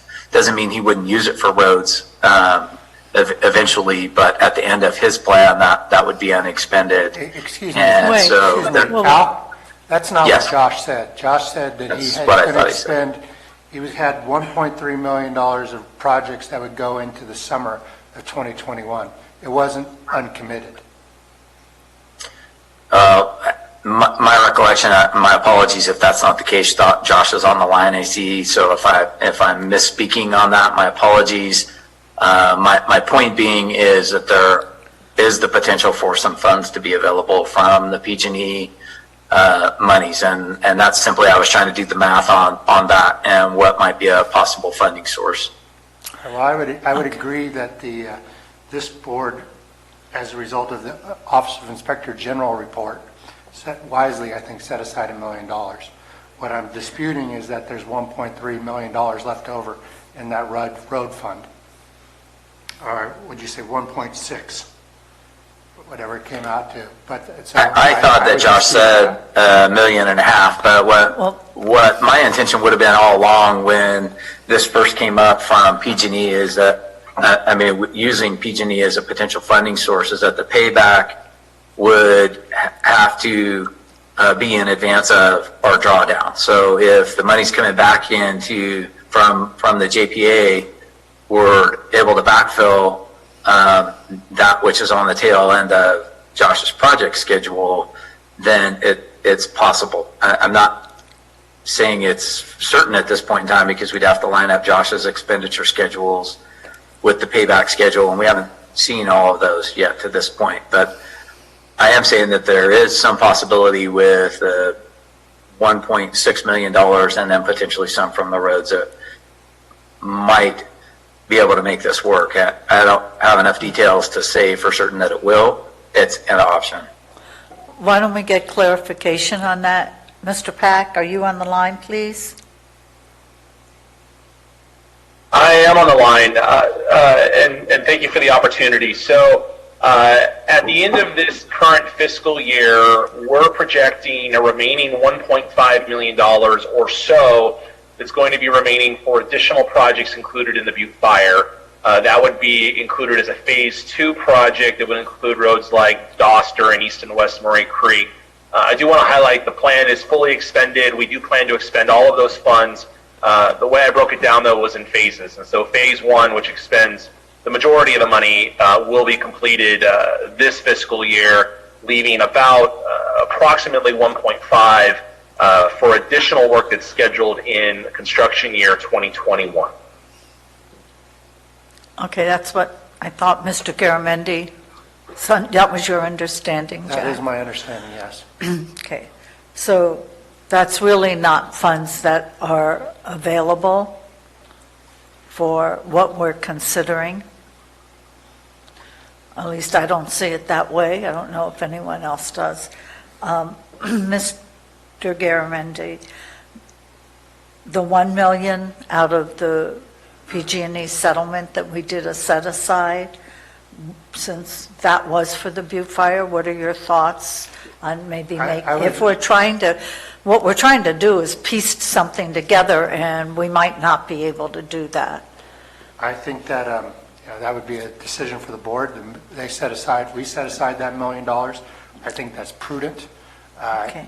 In all cases, we're gambling that the OIG or FEMA doesn't come knocking on our door in the next 24 months, at a minimum.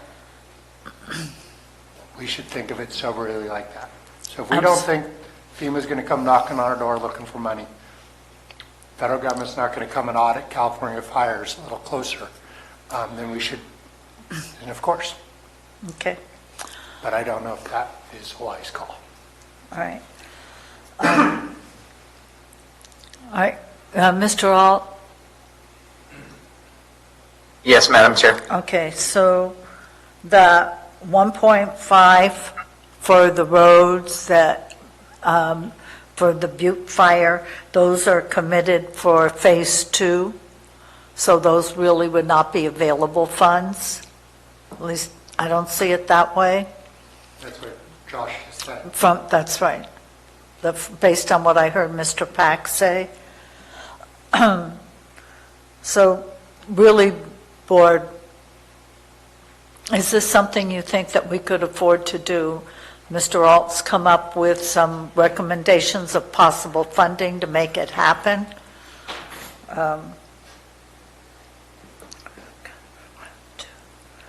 We've come up, if we use the phase 2 money, that's, well, we could go back to the 600,000. We've got 2.6 million if we use the road money for the Butte, which I don't recommend that we do. That's already committed. On the 5th anniversary of the fire. I don't think we should. I mean, I don't, but I'm just throwing it out there. So unless anybody thinks that we should use Phase 2 funding, any support for that? No, I didn't think so. Okay, that's off the table. So we have $1 million that we could use, and the 1.6, I was going to say that. Is there anywhere else? Madam Chair, I'm not sure where the math to me isn't clear on that. If we were to use the two, for lack of a better term, emergency accounts we set aside for FEMA projects, there's about 1.6. Correct, right. And that's the only 1.6. I don't think it's 2.6. No. I was looking at taking some of the money if we did some of the Phase 2, but Okay, that's off the table. Madam Chair, I Okay. understand. All right, so unless I find something else from the board or the board does, we don't have the resources to give them their 2.6 loan, even though, as Mr. Mills said, it would be a drawdown, not all at once.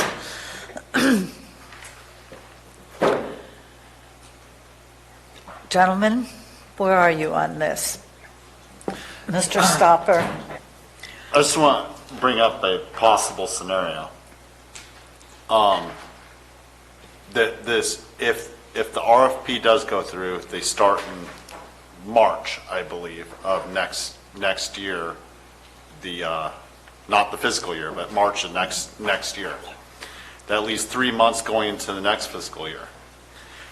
Could we project 1.6 this year and then add the final amount into the following budget? I'm not sure if that works, but that's going to be during the actual time. So we can commit to the, let's say 2.5 was their minimum,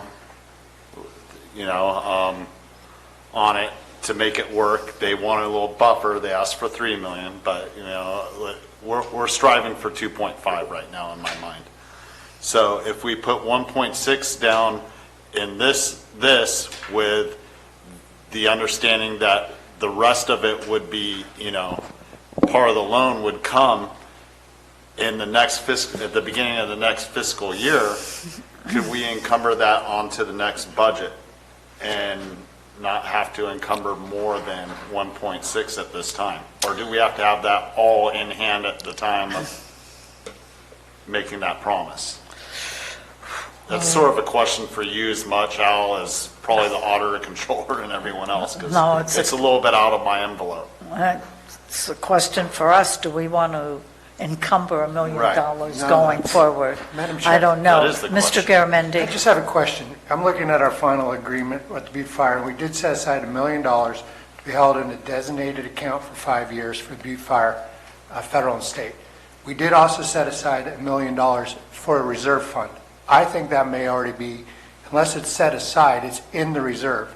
So we'd be having to decrease our reserve by $1 million, or because if we're going to have a liability, we have to have a revenue source to offset it. So I guess my question, and I think that's why we took the 300,000 out of. So my question is that 600 in a separate account, or are we looking at that in this book right now as part of the reserves? Al or Krista?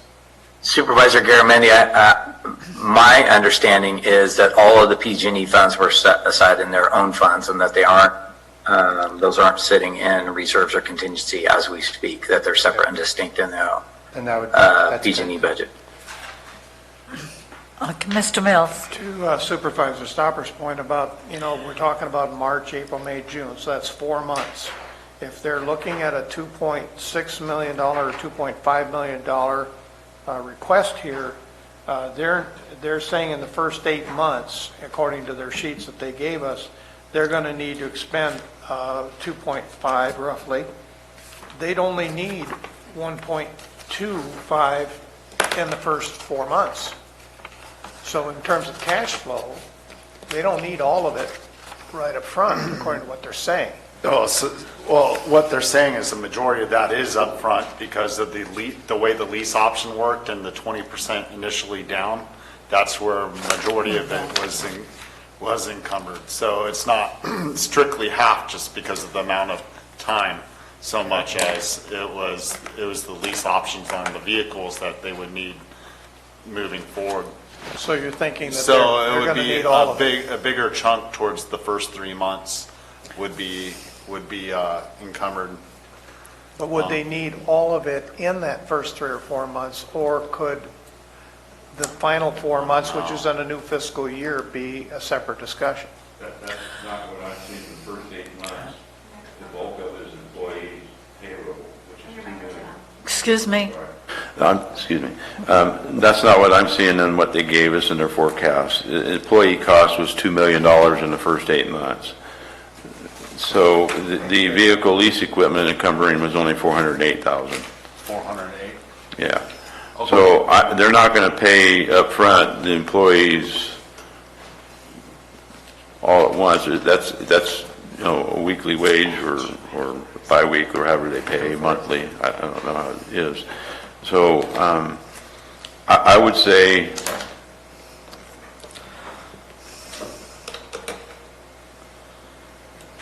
March, April, May, June is 4 months, which is half of the 8. You'd be looking at $1 million for employees, and then the other encumbering they would need. So it'd be about $1.5, $1.6 million, which is what Al says is available right now, and then we'd be going into the next fiscal year,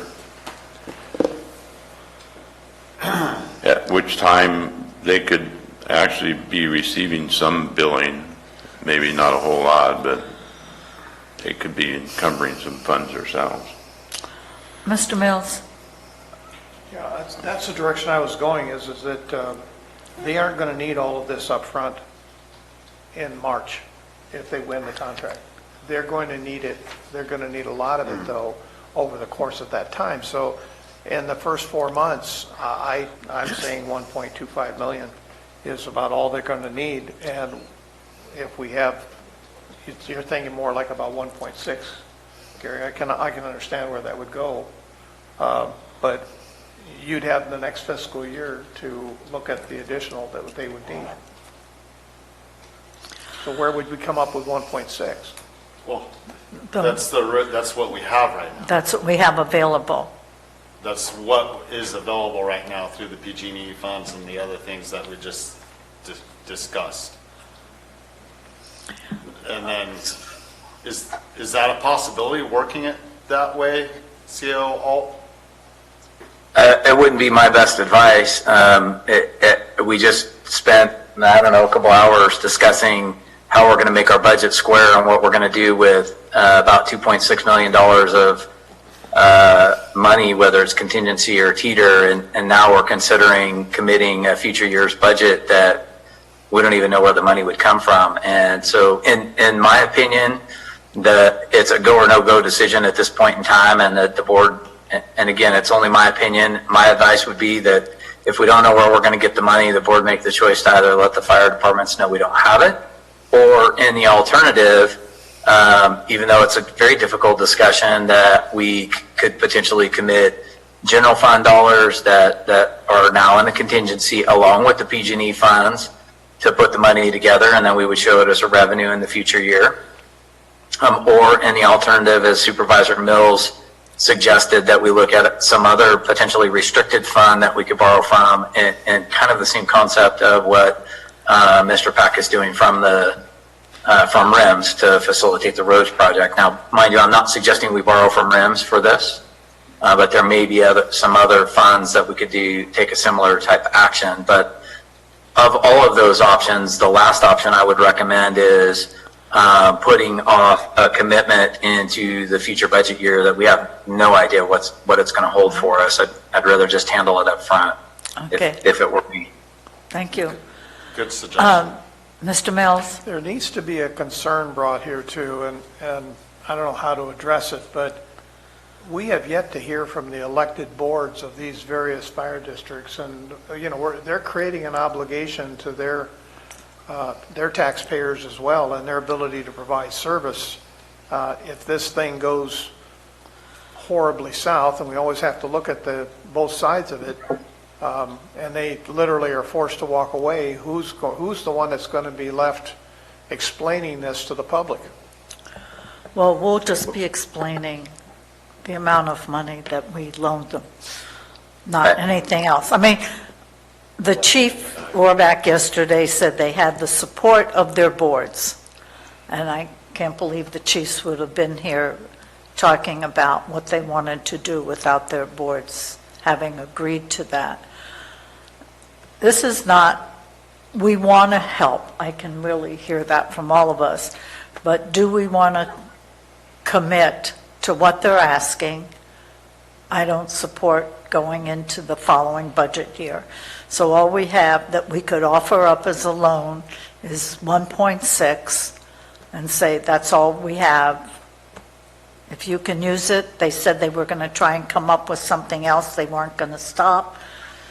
That might give them a start, and assuming, and if they don't, as Supervisor Mills say, win the contract, then there's nothing lost. At 1.6, we're showing that we really support them, we want to do it, or we just bite the bullet and say we don't have it. Mr. Stopper? I agree with you to a certain degree. I mean, there's other money than the 1.6, but we did just spend an hour talking about holding that in those accounts. And I'm hesitant to pull from anything else like we have from RIMS, because we're already in a position with that where we have to pay it back. And as Supervisor Mills did explain, you know, things can go south. I think we need to tread carefully. We already have been worked a long ways to bring the budget back 5%. And, you know, it's just unfortunate that the timing is the way it is. All right, so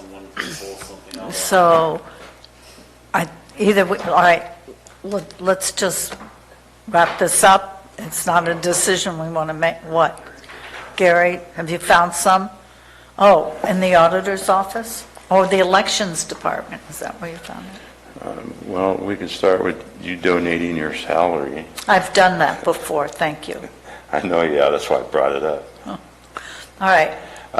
I do have a couple of things to say.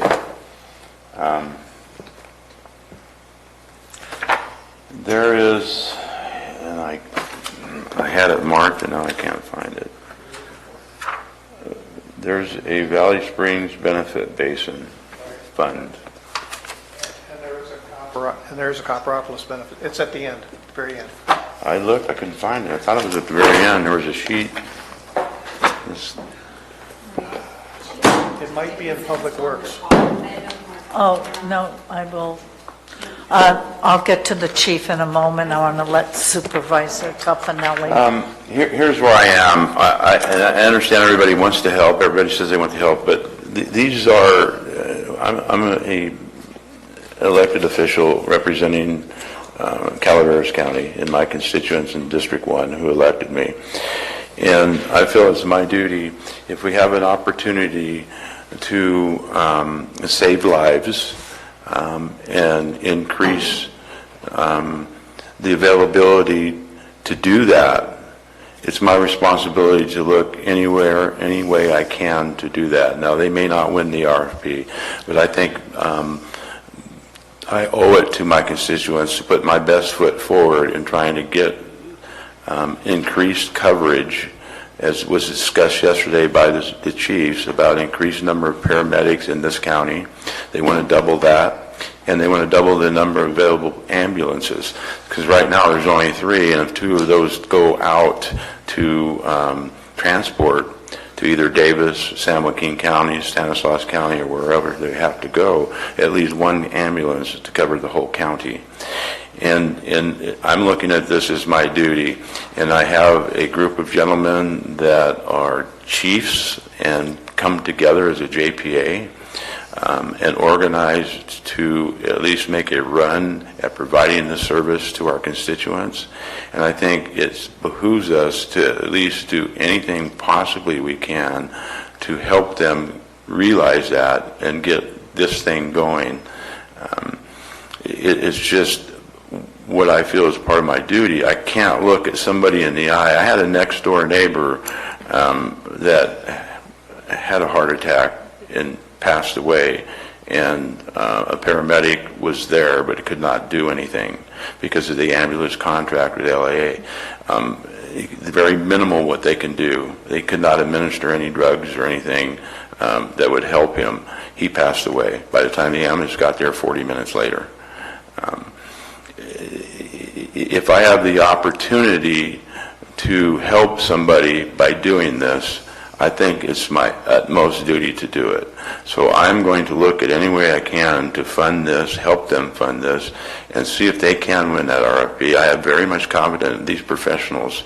They've done this all of their lives. They have a number of years. I think they can be successful. They're paramedics. They've been in this business from where they came, where the cities had ambulance service.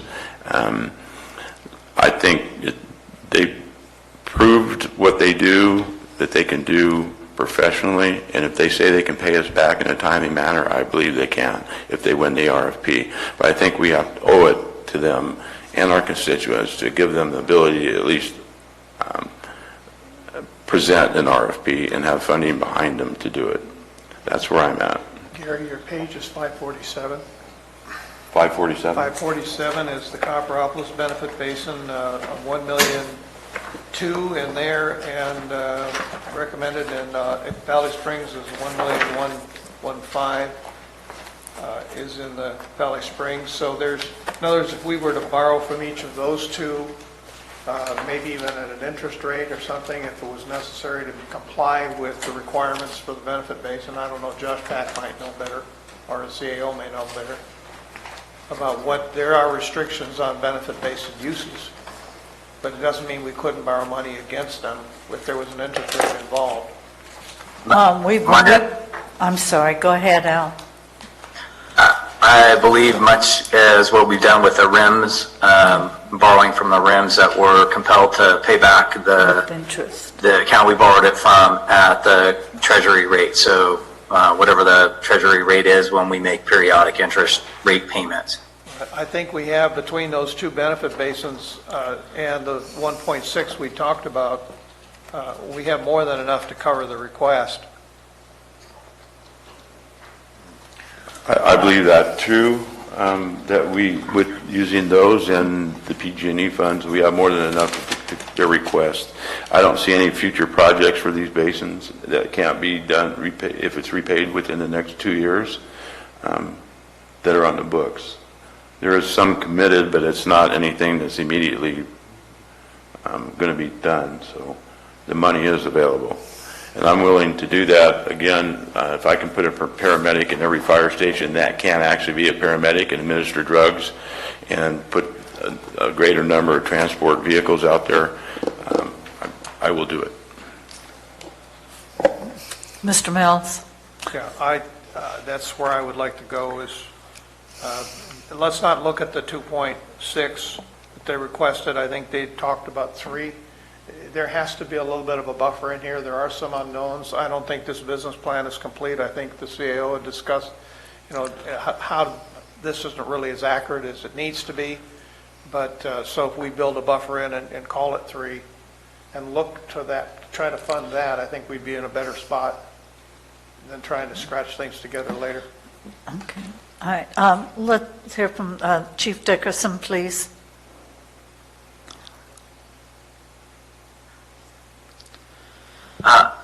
There we go.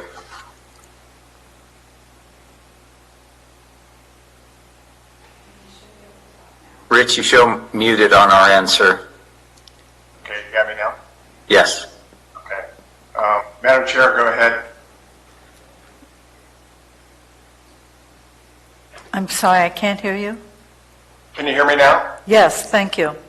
Hi, Madam Chair, yeah, go ahead. Go ahead. No, we'd like you to go ahead. Did you want to Okay, so- talk? Yeah, so I'm very appreciative. Myself and a couple of our chiefs are listening.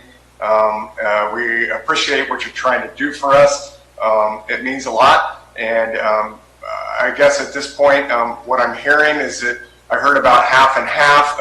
Unfortunately, I wish that would work for us, but we're going to need the money for the 8 months, most of it, so that we can start the business plan and get it going. If you can find the money, as I said before, and I'll say this, what John, Chief Robaugh said, we will pay you back in a timely manner. We feel confident. We've been working with all the board of directors in all the fire districts. We believe we have good forward thinking. We have a roadmap for success, and I would not put us in a position to be a liability to the board of supervisors and not being able to commit of what we, our leader intent of being able to pay back the loan. And I want to state this again, we're not asking for free money. We're asking for a loan, and as Mr. Alt said, that we would pay back on the Treasury note, but we expect that we'd have to make everything whole. And again, we feel very confident. We've had several conversations with fire agencies across the state, that we can provide a great package that will save lives, but we just need your support and the startup money. Mr. Milt, do you have any questions or comments for the chief? Chief, I do. I know that it was alluded to about $3 million. Do you feel that we would be better served here to be looking at a $3 million total rather than just 2.6? 3 million would definitely, again, because it's our first round doing it, we're falling off the model of Evans Pass. 3 million, if there is any oversight that we missed, that will definitely help us. We believe we could do 2.6, but I'm going to be honest, being a new program, I want it to be firing on all cylinders. I don't want to have any hiccups. I want to give every opportunity to the community that we get it right the first time. Okay, thank you. Gary? Looking past the payback period, if this comes to pass, and Rich, you are successful at the RFP, and you've paid us back in a few years. Going forward after that, the profits realized by this would be distributed between the JPA members in their districts, increasing yearly the funding available for not only paramedics and ambulances, but fire service equipment also. Is that correct? It's another source of funding that you would realize that many districts right now are very struggling very deeply with. Absolutely. As we talked about the other day, the RFP requires putting in for 3.5 paramedics. We, with our, as we started to, bring in the money in the second year or even the first year, we're going to be able to add paramedics add more paramedics, 7, because of revenue.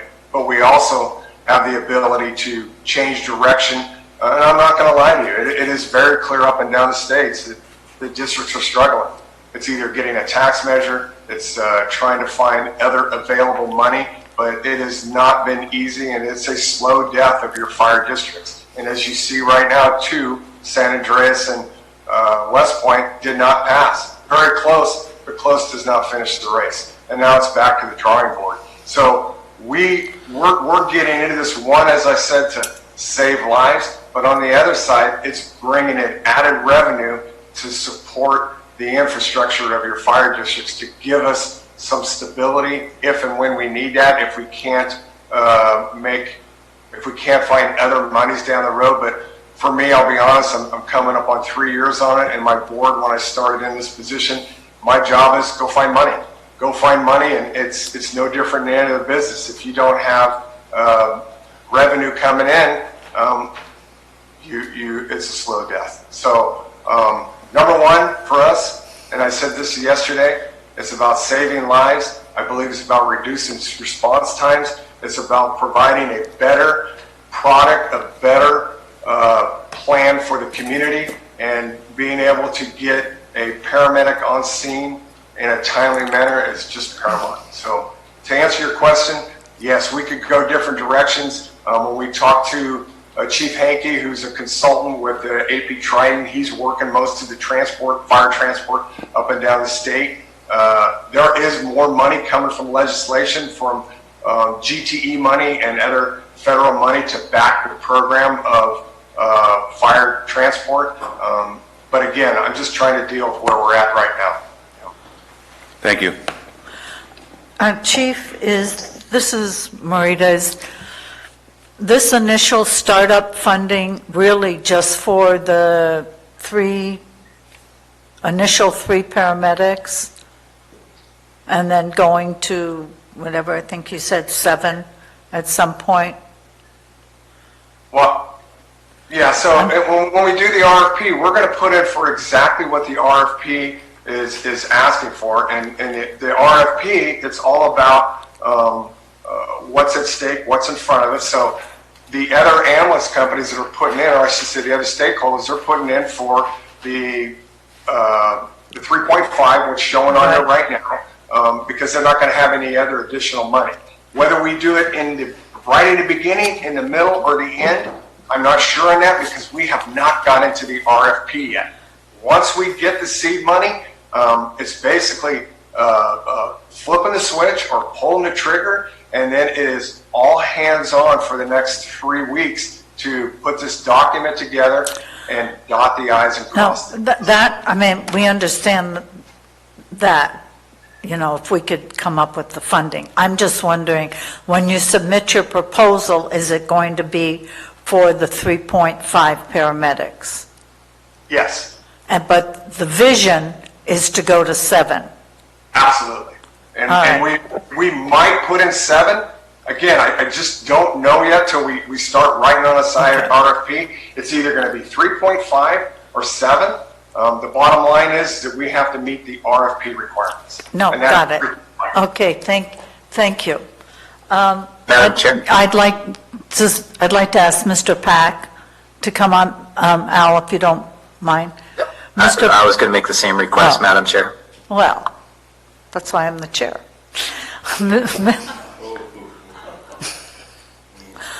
Okay, Mr. Pack, could you please talk to us about the use of benefit basin funds? Sure. So first of all, appreciate the board looking at these as potential options. You do have the budget books in front of you. Copper, Benefit Basin, and Valley Springs do have some revenues, although I will say with Valley Springs, we do have a project identified. We have some design money going to it this fiscal year. It's for improvements on Highway 26 and Olive Orchard and Gardner Place. We're in design phase right now. We're hoping that leads to a construction project in 2021 or 2022. So if the board does utilize any remaining contingencies here, that would delay any potential improvements at that particular location with that funds. The one thing I would say is, and we've talked about RIM before, and yes, we already have a sizable contribution from RIM to support disaster recovery projects. The RIM fund balance, though, which is not shown in these budget sheets, but I have, is considerably higher than either Valley Springs or Copper Benefit Basin. I believe there's roughly $10 million. And yeah, we have other anticipated expenditures relating to the disaster recovery, providing cash balance, as well as the future improvements for, there's $1.5 million to $2 million or so for Wagon Trail. There is still a sizable fund balance there. And so one of the things, if the board does decide to go in this direction, what I would ask is I would work with CAO and with Ms. Van Lotta to come up with a policy that looks at the combination of those three for the best way to provide the necessary funds while minimizing impacts to projects. So, like I said, there may be an opportunity here if the board directs it, but let's look at all three cumulatively and look where we can take advantage of fund balances there and utilize that with minimizing impacts to projects. Okay, thank you, Mr. Pack. So what I hear Mr. Pack saying is that we could take from the RIM fee a $1 million or $1.5 million. Is that correct? Just nod your head, yes or no. Oh, one of those maybe nods. 1 million from the PG&E settlement and the Go ahead. Oh, and then the 600,000. So we have the 1.6, is where do we come up with another $1 million or 1.4? You know, are we going to just say, chiefs, we can't do this? Or are we going to be in and then realize that we're making a commitment on monies that will be repaid with the interest at some point in time? Mr. Stopper? Treading carefully forward, in my initial comments, Supervisor Toffanelli made some very strong and good points. The people are who we serve. I do have full confidence in the fire chiefs and what their proposal is. I do know that their boards all supported them going forward with the JPA. That they even said so during the first meeting when they came forward. I'm amenable to what Mr. Pack said. I think in the juggle of things, we may consider leaving the $1.6 million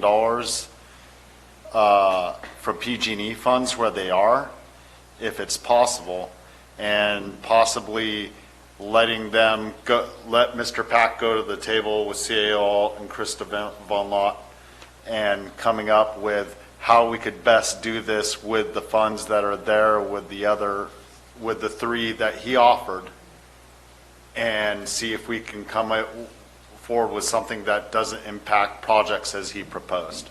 I think that was a very good suggestion on his part. It's just whether we include the PG&E settlement funds in that equation or not as we move forward is where I'm at. Mr. Garamendi. Thank you, Madam Chair. There's $2.3 million in the two benefit basins. So we'd only really need to come up with another 700. But I think I have two things that I think we need to work out. First, is this even legal?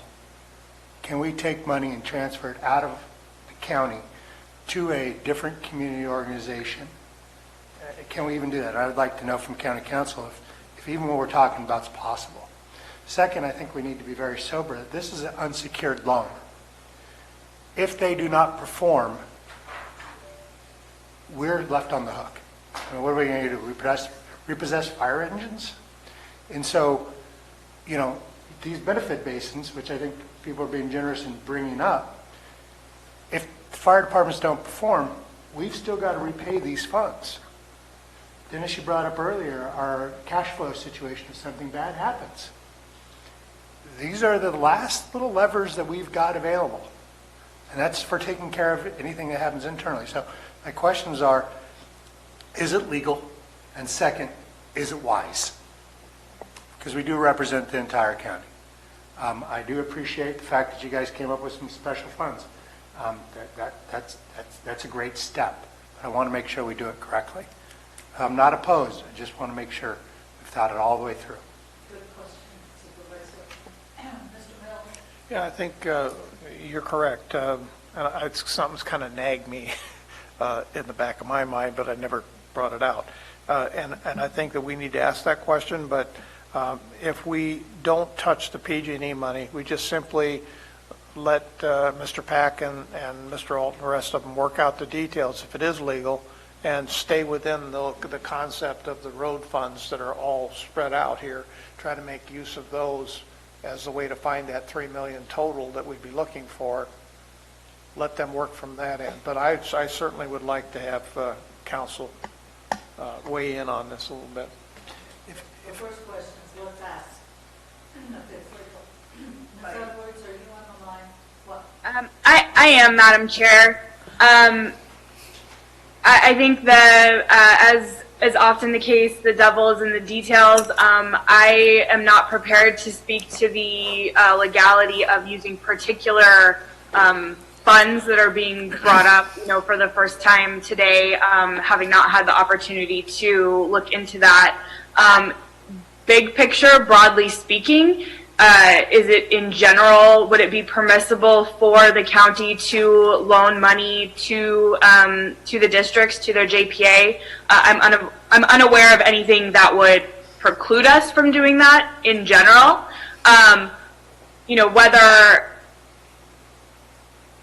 Whether it's permissible for this purpose, I think is a slightly trickier question, but I'm again unaware of anything in particular that might prevent it. I'm a little bit reluctant to go into greater detail in open session. I'm happy to convene in closed session with the board if you think you'd like more information at this time. Or again, I'm certainly could take the opportunity to do a deeper dive into the particular funds that the board is now contemplating pulling from. Okay, Gary. Sarah, do we not give county funds, may not be a loan, or some of them may be, to nonprofit organizations throughout the county? We do, Supervisor Tofinelli, and again, we've obviously the board gave some of the PG&E settlement funds to, for example, the fire district. So right, it's certainly not unprecedented. TOT tax every year. We go to the Visitors Bureau. I mean, it's Correct. not uncommon. So, and that's why I say that in general, there's no sort of blanket, prohibition. In general, yes, the board could give or loan funds to I agree. Sarah, isn't the distinction that those are general fund dollars, though? TOT is general fund, PG&E for all intents and purposes. We've made it restricted, but it's general fund dollars, which is why I suggested that account in the first place. So. Right, that's correct, Mr. Alt, and that's why I say, in general, there's nothing wrong with it.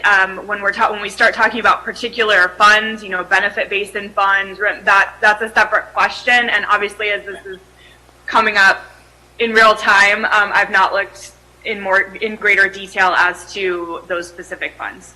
That's my question. I agree. We do give money around, and we can do that, but these are special funds. I can't go use Valley Springs Benefit Basin dollars up in West Point. They're restricted to a certain degree, and the question is, how restricted are they?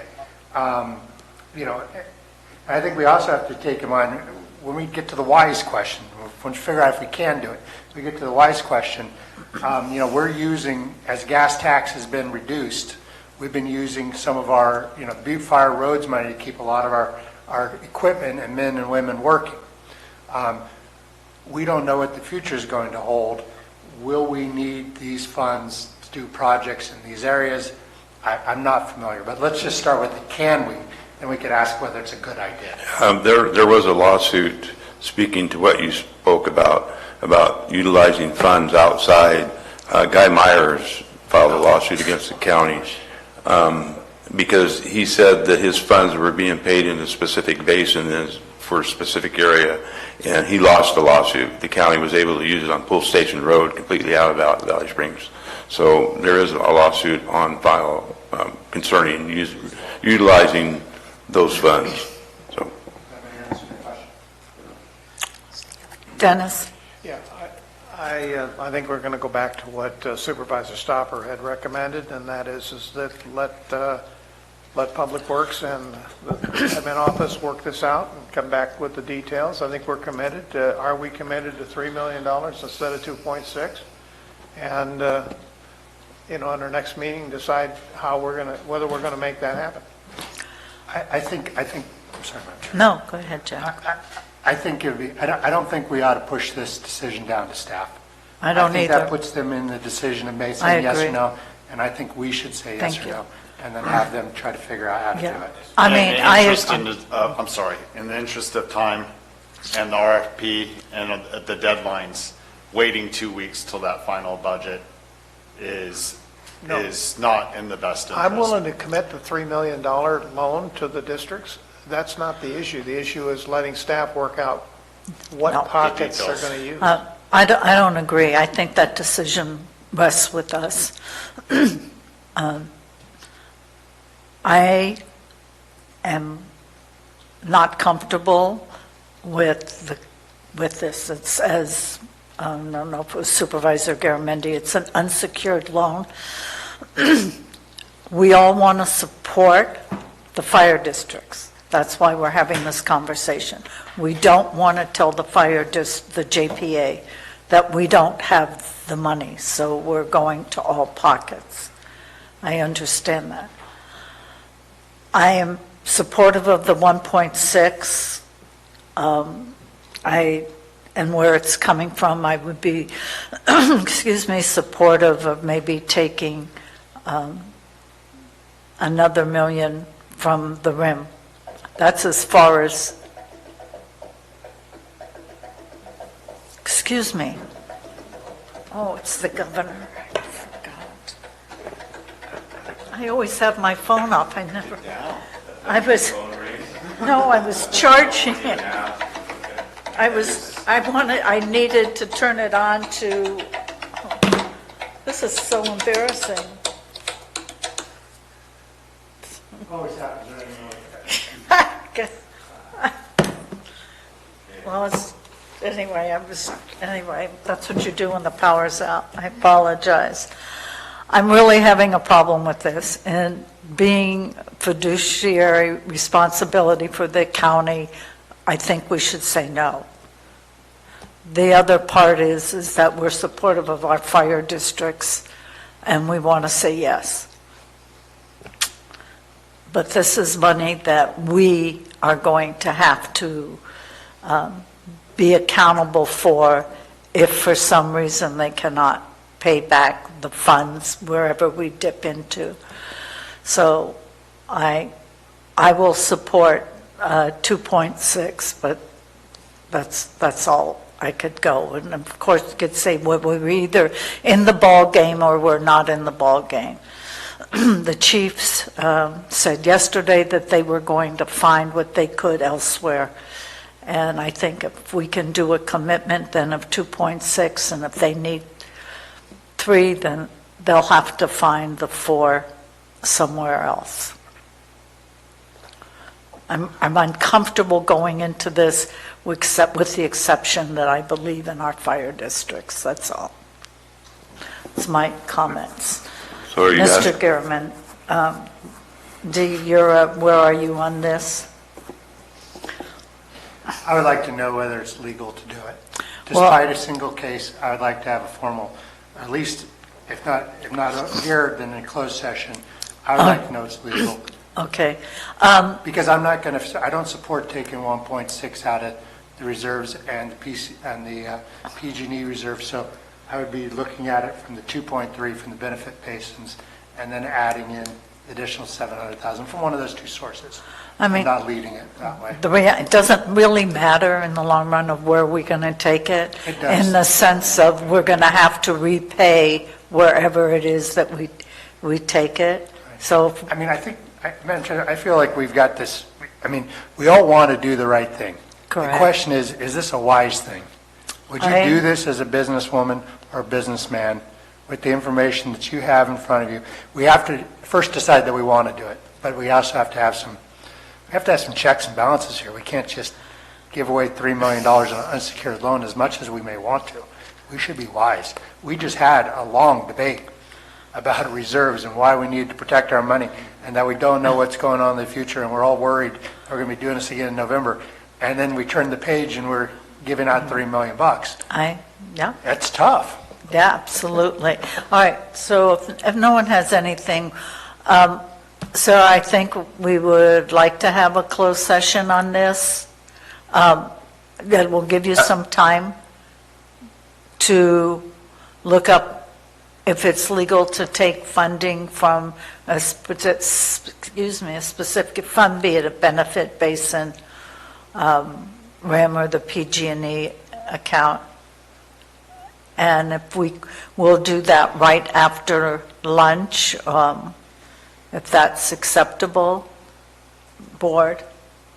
Where are you? I'm not worried Ben? about the PG&E funds. It's the Okay. special benefit All ones. right. Is there anything else you want to talk? So what I'm hearing you say is, yes, we're in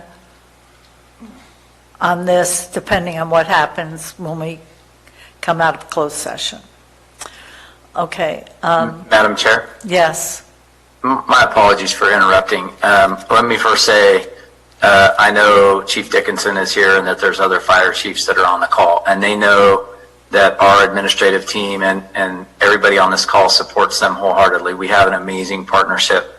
But I also want to be conscious for the board and the board's priorities and say that if the board gives us direction to make this happen, our team has proven, whether it's admin or the land use folks or council, we always do when you're clear with your direction.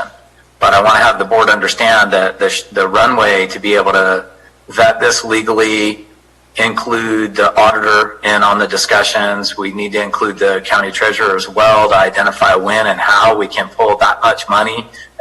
Although we have the money in our quote unquote accounts, it doesn't mean that we could shell it out right now. So we need to work with the treasurer. So we need to pull a team of people together, even beyond just Sarah vetting whether it's legal or not, and put the right documents in place. I don't know if we're very experienced in doing loan documents, which in essence this would be. So there's going to be, and we're more than happy to do it, especially when it comes to our fire chiefs, because they're part of us, they're part of our team. But I want the board to be clear that this isn't as simple as the outside dining resolution that we did in a week. This isn't a week's worth of work. This is all hands on deck of people who need to do this work. And the other priorities that we have are going to suffer in the short term. And I want you to be aware of that in the context of COVID, and if a PSPS happens and all those things, that I just want to be fair to all our staff that will be expected to do the work, that it's going to be a heavy workload. And we're happy to do it. I hear what you're saying. I think the board does too. So really what you're saying is this, the board needs to say, are we a go or a no-go on this? And if you're a go on it, that we're going to have to go really hard on it for the next few weeks. And that means some of the other things that we get regular calls on we're going to have to pause on some other things that we're We working on. understand that, but I don't believe ma'am. that the JPA has that much time. They need to Agreed. know now because they need to put their packet together, or their proposal, excuse me. So Yes, ma'am, I you agree. don't, staff doesn't have that kind of time. So really, board, we need to tell staff, do we want them to do this, or do we want to just say this is not something we can do at this time? They're not going to need the money right away. The RFP, I believe, won't even be open until October 30th.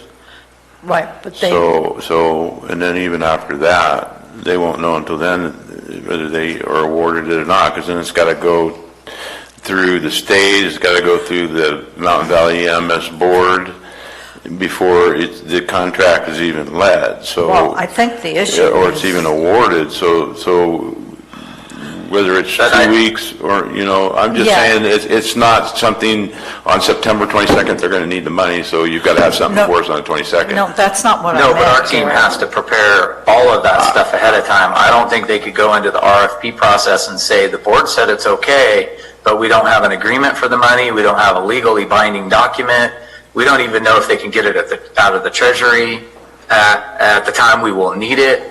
That all, in my opinion, and I could be wrong, Rich may have a different perspective from his consultants, but for them to submit their RFP, I believe all of our work needs to be completed and the board needs to have taken action on this in a board meeting so they can put that in the RFP at the level of commitment that they need to document.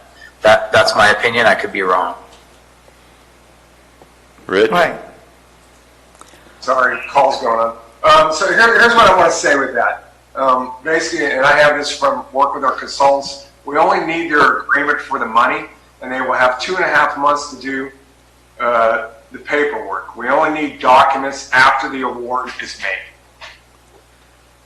But you need a formal commitment from the Board of Supervisors that the money's there. So then if you have it, then you can start. If you don't have it, then you don't. Yes, You'll yes, have to I go agree, somewhere Madam Chair. else. I think we're just looking for a direction from you. If we get that you are going to give us the Commit. money, and obviously the paperwork and staff and all that has to happen, we can move forward on the RFP process, that we do have an agreement with our board of directors to have seed money that would be possibly, as we talked about, line of credit using as what we need, but it is a positive step to move forward. Got it. Okay. So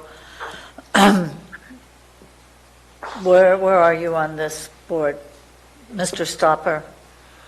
I'm willing to make a decision today after we do our closed session.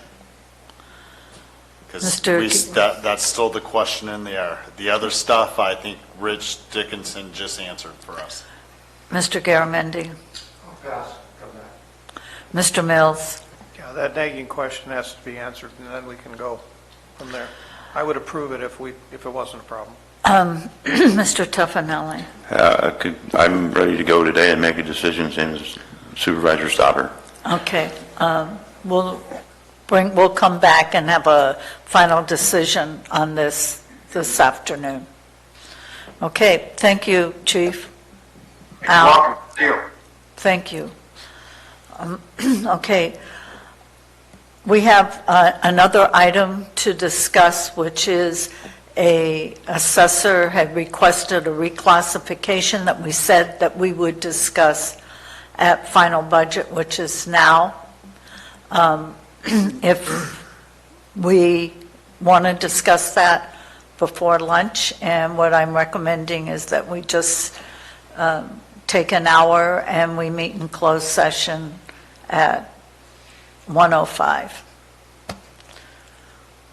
Are all of you on the page with me?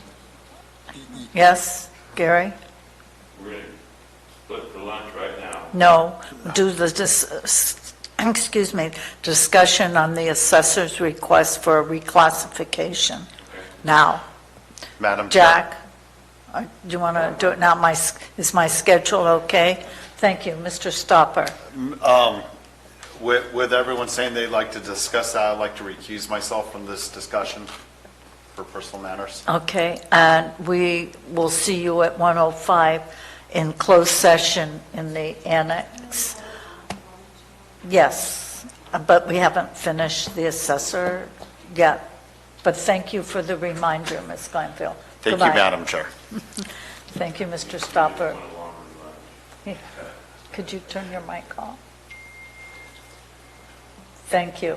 Thank you, Mr. Stopper. Okay, the assessor, oh, wait till he leaves. The assessor has requested a reclassification. Ms. Davis, are you on the line? I am, Madam Chair. Thank you. Could you please remind us of the reclassification? Certainly, Madam Chair. We have had a number of vacancies and a promotion this year that have changed the way that assignments are going to be made. And as a result of looking at how those assignments are made and work is flowing through the office, it's become pretty clear to me that I need to recreate the assessment standards analyst position.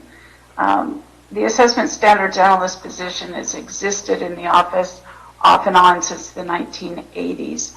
It serves a really important resource, quality control, and training function, as well as helps us with all of the reports that we have to produce for the state and the many state agencies that we deal with. The position's been vacant for about 13 or 14 years now. What I wanted to do was reclassify the appraiser analyst position to allow us to shift assignments to the assessment standards analyst. The increased cost, assuming a C-step appointment, and I don't know where we will end up, but that's county policy to look at C-step, is estimated to be about $17,500. And what I have in my narrative is $17,482. It pales by comparison to the millions you've been talking about, but it's still pretty important to us. And also important to us is a need moving forward to look at how the office is structured and how we can move forward because of issues that I've discussed with you off and on for the last couple of years. Okay, thank you. Are there any questions of the assessor at the moment? Ms. Davis, could you, like we did with the sheriff's office, he absorbed the reclassification or the establishment of his corporal position from funding within his own department. Can you do the 17,000 for this year, since you do have openings, with funding within your own budget unit? I think that's highly likely. I would have to sit down and crunch some numbers. As you know, I have vacancies, so I have salary savings. I also have that 5.3% salary savings sweep that the CAO did. So I'd actually have to crunch some numbers to see, but perhaps in delaying that particular recruitment and looking at where our salary savings are, it's quite possible, Madam Chair. But this gets back to a conversation that you had yesterday afternoon, I believe. Supervisor Toffanelli took the lead on it. Once you agree to this, then it's an ongoing expense. So we might very well find a way to cover it this year. It's important for the board to understand that then you'd have an ongoing obligation once you have an incumbent in the spot. Right, understand that. I just don't want to hide that kind of thing because I know for many people watching the budget hearings and I've heard some of the chit chat over my shoulder, this feels like a bit of a shell game at times, and so I think it's important to be very Good open point, about. good point. I think we sometimes forget that we know those things, and it gets lost in the discussion when we're talking with the public. Are there any questions or comments from the board on this item? Mr. Mills? Yes. Leslie, you're showing 4 vacancies right now, and one of them has been vacant since July of 2019. Yeah, that would be the senior appraiser position. Right. And you might remember I told you during preliminary budget that that position has been extremely difficult to recruit for. I've had 2 applicants. One didn't even come to the interview. He took a job somewhere else before the interview. The other one turned down the job offer because it didn't make financial sense. And so one of my many requests in the budget that I make this every year, is we're going to have to review our salary schedules. And I know that when it's a bad budget year, we don't want to do that. But I got to tell you, I've been doing budget here in Calaveras County for 18 years. This isn't my first rodeo. And it seems like every year the excuse is we don't have the money to do that. At some point, we've got to stop and look at the problems we're causing ourselves because we're not doing the right thing for our employees. Now, I'm going to set that aside, but I just wanted to put it in there since you gave me that opening, Supervisor Mills. Thank you so much. Gee, it surprises me that you said that. Mr. Toffanelli? Yes, Leslie. Good morning, I guess 10 more minutes before the afternoon. Good morning. If we agree to do this, and what's the benefits to your office and what's the benefits to the county as a whole? Is there going to be added income and catching up? This particular position isn't going to process more widgets, if you will. It's not going to necessarily process any more appraisals. However, this position acts as a resource for the entire staff. So as the appraisers reach a roadblock or an obstacle, because they need some of our forms updated with the newest factoring or the newest information, then this position would be able to step in and do that instead of everybody stopping while they wait for me to do that. And you might remember when we talked about this in June, I think one of the biggest problems that we're facing in the department is I tend to be the techie, and I tend to be the one that does that. But every department head who's involved in this meeting right now, or who you have, will admit to you that as a department head, our time should not be spent with fingers on the keyboard. We really need to worry about our people and their productivity. This position will help with that productivity. It'll be impossible to quantify how they do that, however. Thank you. Ms. Hawkins, do you have anything you want to add to this? This is Judy. We have worked with Leslie. We do have the job description ready for this position if the board so decides to move forward and approve the reclass. Okay, thank you. I don't have anything to add, Madam Chair. Thank you. Okay, so board, this is a position of reclassification of which the administrative staff had recommended that we really don't do these, that sort of chill everything. But it is a commitment that we made to the assessor to look at it. It is something that she can fund this year, but as she pointed out, it would be an ongoing cost to the county as we move forward in future budget years. Do you support this or don't you support this? Mr. Garamendi. Madam Chair, I feel like that the sales guy who said I lose on every sale, but I make it up in volume. I mean, we're just spending money. $3 million, $168,000 for a truck. And we're in a really tough financial position. I'm having a hard time with any of this, frankly, right now. I never thought I would be the fiscal conservative on this board. Y'all are making me that way. Okay, Mr. Tuffanelli. I do have a question. This $17,000 is what the cost would be? That's total compensation, total everything is $17,000 for this? No, sir. This is the difference between the existing appraiser analyst position on the books and reclassifying it to the assessment standards analyst. So the assessment appraiser analyst is already on the books. This is the increase to that position. So that's not the total compensation. That's salary, is what you're saying? It's salary and all of those benefits that are percentage of salary. So it includes the PERS costs, it includes Medicare, long-term disability, anything where there's a cost associated with a percentage of salary. So it is the total cost.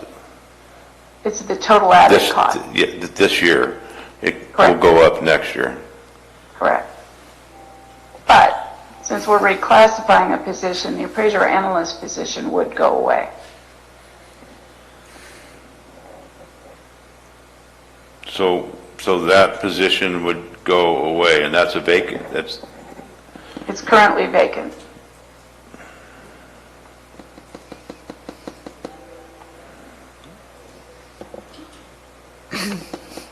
Mr. Mills? Supervisor Garamendi, I guess I'm going to leave a legacy behind. I'll give the torch to you. That's how it's going to happen here. How funny how the worm turns. Oh my gosh.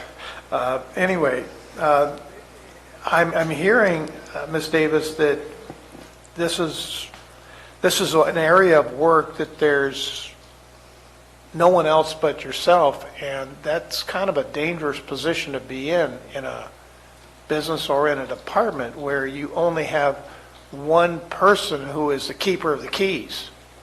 Extremely dangerous. I'm concerned about that, and I'm not sure that there's other departments that don't have that same issue. It sounds to me, though, that it isn't a matter of how much more work can be done, but that the workflow itself is going to be substantially improved from what you're saying. Is that correct? That's correct. It's certainly my hope that as I get this person, trained and fully productive, that the work should move more quickly with better quality control. And thank you for noticing that one of the key reasons is we just can't have me be the obstacle, and we also can't have me be the person who knows every little aspect of the office. This person is absolutely needed to backstop that. It almost sounds like they're a deputy assessor, from what you're saying. In some ways, but not completely. I don't see this person as being above my chief appraiser or my chief assessment services. I see them more as an equal with those two positions. In other words, they would direct report to me, but the chiefs would not direct report to the assessment standards analyst. As a department head, you should not be an indispensable asset to the functions of the department. And what I'm saying is, if something were to happen to you, your department should still be able to function with all of its cylinders, and all you are is, to oversee that. So when you're getting into the weeds in a lot of these issues, it does take away from the span of control, if you want to call it that, to how well things function within that piece of the organization. I hope you understand what I'm saying. I do, Supervisor Mills. I rarely talk about the fact that I used to work for PG&E because they have such a bad reputation, but I remember when I started working for PG&E, the president of the company fell over the side of a fishing boat and drowned. And gas and electricity was still delivered to customers. And I agree with you that there should not be one person who, if they leave for whatever reason, the operation starts to come to a screeching halt. I agree with you completely.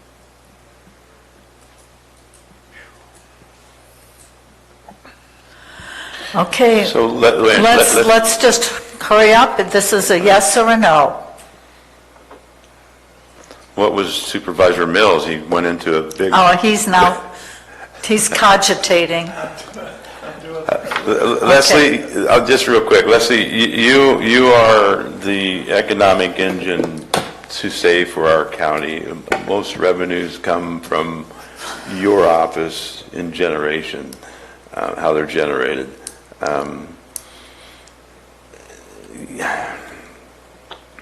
If we had increased productivity, if we say this and we have increased productivity because of what you explained, I would hope that that would translate into them being able to do more work because they're not coming to a complete stop. And when they come to a complete stop, no matter how long that is, they're not processing going forward to get to the next one.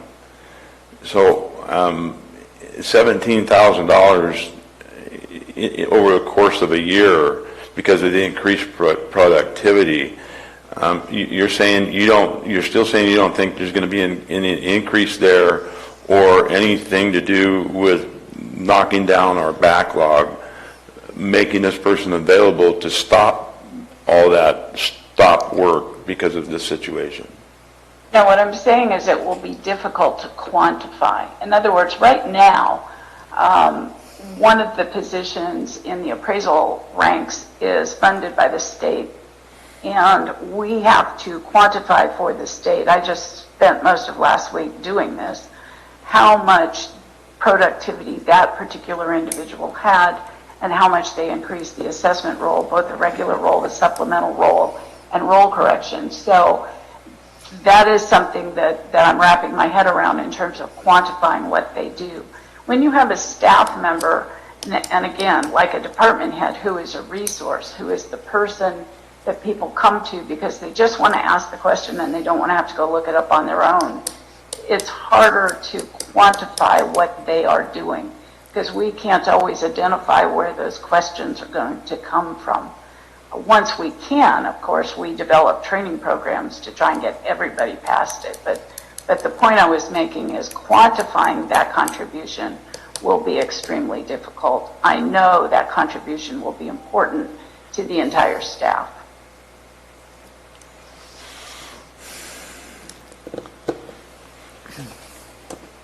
Mr. Garamendi, your no? Okay, let's. Can we do this, Madam Chair? Now. You want to do it now? I want to do it now. Where are you on this item? I will say yes. Oh, my goodness. I know. Be still your heart. Heavens. I think that's the first I time you think- said yes in 18 years, Marita. I know. And I'm looking for a return on investment on that. Yes, Ms. Davis. Mr. Mills, yes or no, please? Yes, and it's an ROI situation. Okay, remember, it will be funded out of her budget Yeah, this she's year, gotta no deal with it. additional funding. Right. Mr. Tuffanelli? Well, if Marita says yes, then I will say yes. Okay, thank Based you. on that we get some more productivity. Mr. Garamendi? You know, if the party is spending money, I'm not going to be the one that jumps off the boat. Let's just keep spinning. Sure, yes, I'm on. Okay, that's fine. Ms. Davis, that's it? That's all you get this year? That's it, Thank you. except for a very big thank you to all four of you. I truly appreciate it. Supervisor Callaway, I'm absolutely shocked at your vote, and I hate to add this, but Jack, I'm surprised by yours as well. Thank you so much. Okay, thank you. Ms. Hawkins, I think you now know what to do. Yep, thank you. We are going to adjourn to lunch, and we will, oh, yes, excuse me. Thank you. Well, even though we haven't finished the one item, let me go to public comments. Is there any public comments on what has occurred this morning? Madam Chair, while we're waiting Just- for comments, might I make a request? We have, Mr. Alt, just a moment, please. Yes, ma'am. I'm sorry. Don't talk over me now. Go ahead, please. Yes, thank you very much. Is this Carl Stoughton? Could be. Oh, okay, well, Mr. Could be. Oh, it could be. I'm sorry. Let's see what names are on my desk. Altoids and Mr. Altoids. Please go ahead. Please go ahead. Okay, let me qualify my statements now, saying that I don't know everything on this subject because I wasn't able to get on the phone and I wasn't able to do too much research in the limited time and the limited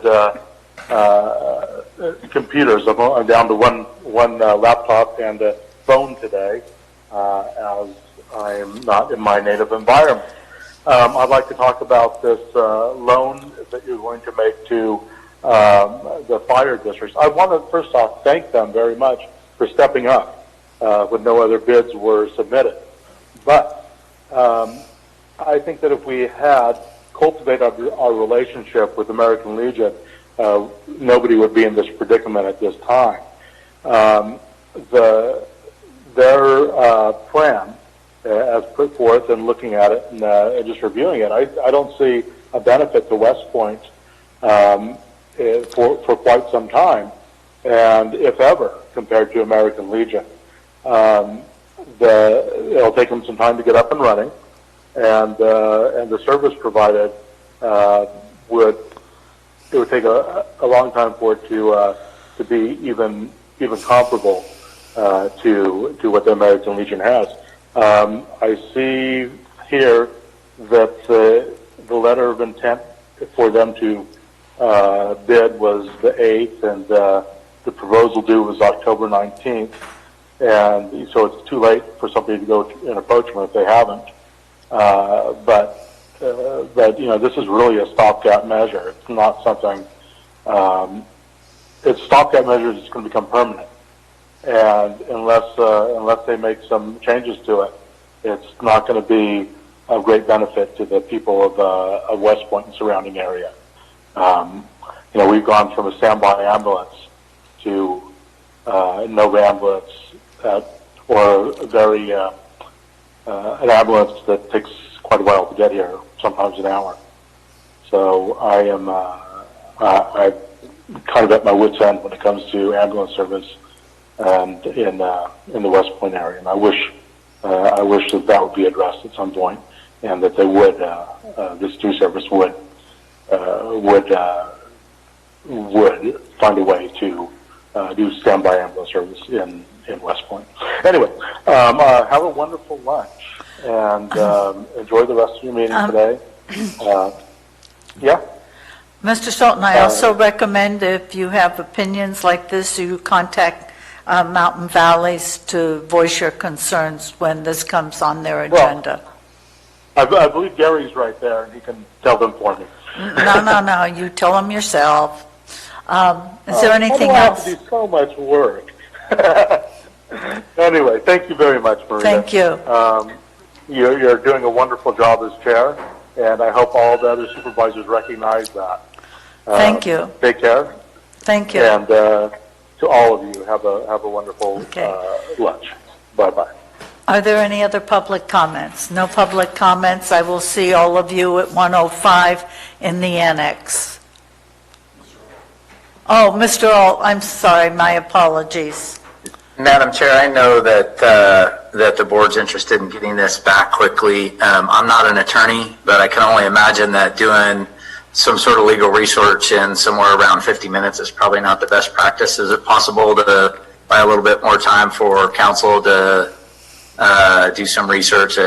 It's probably not enough time, but maybe 1:30 or something like that, so she's got a little extra runway. No. Yes. Well, I lost a 3-1 vote. We will meet at 1:30 in the annex. And if somebody could text Supervisor Stopper and tell him, I'd appreciate it. Thank you. He's got to come back at 1:05. He's already there. Well,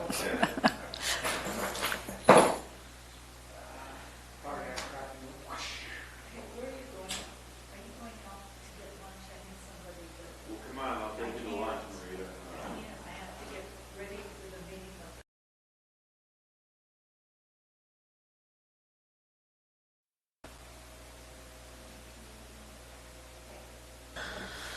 Okay, I'd like to reconvene the meeting, please. Ms. Glanville, could you read out from closed session?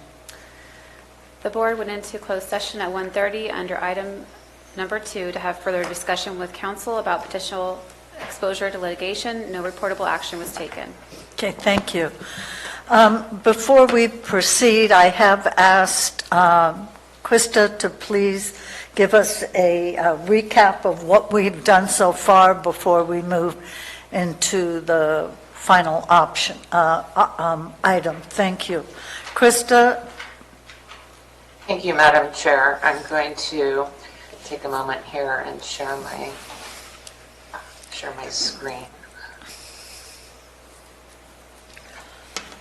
Go. Are you able to see my screen? No, not yet. Okay.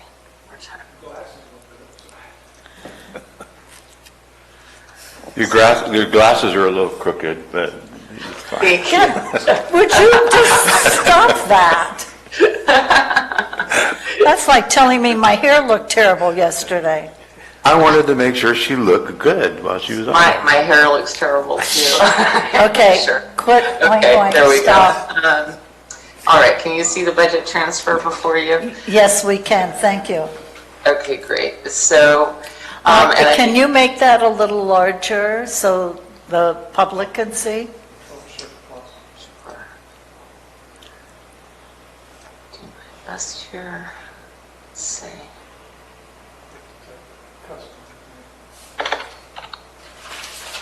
Is this better? Yes, thank you. Great. So if I've got anything wrong here, I would very much appreciate it if someone would jump in and let me know. I'm sure they will.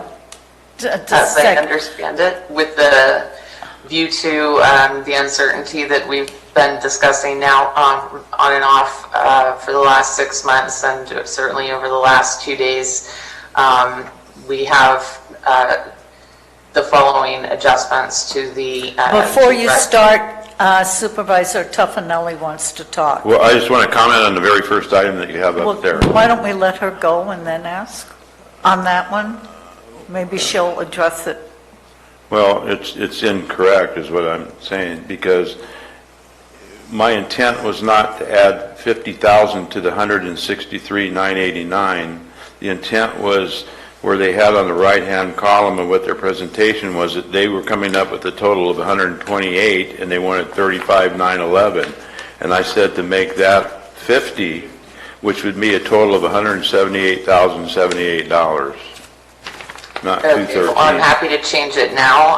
There was a lot of confusion perhaps on my part yesterday over what this number was supposed to be, but the asterisk is there for, actually the asterisk is there to indicate it needs to go on the capital assets list, but the idea here is that admin is to work with environmental management to reduce the draw, and that the draw would not exceed this amount. But if you have the correct amount and would like me to plug it in now, I'm completely happy to do so. Yeah, $178,078.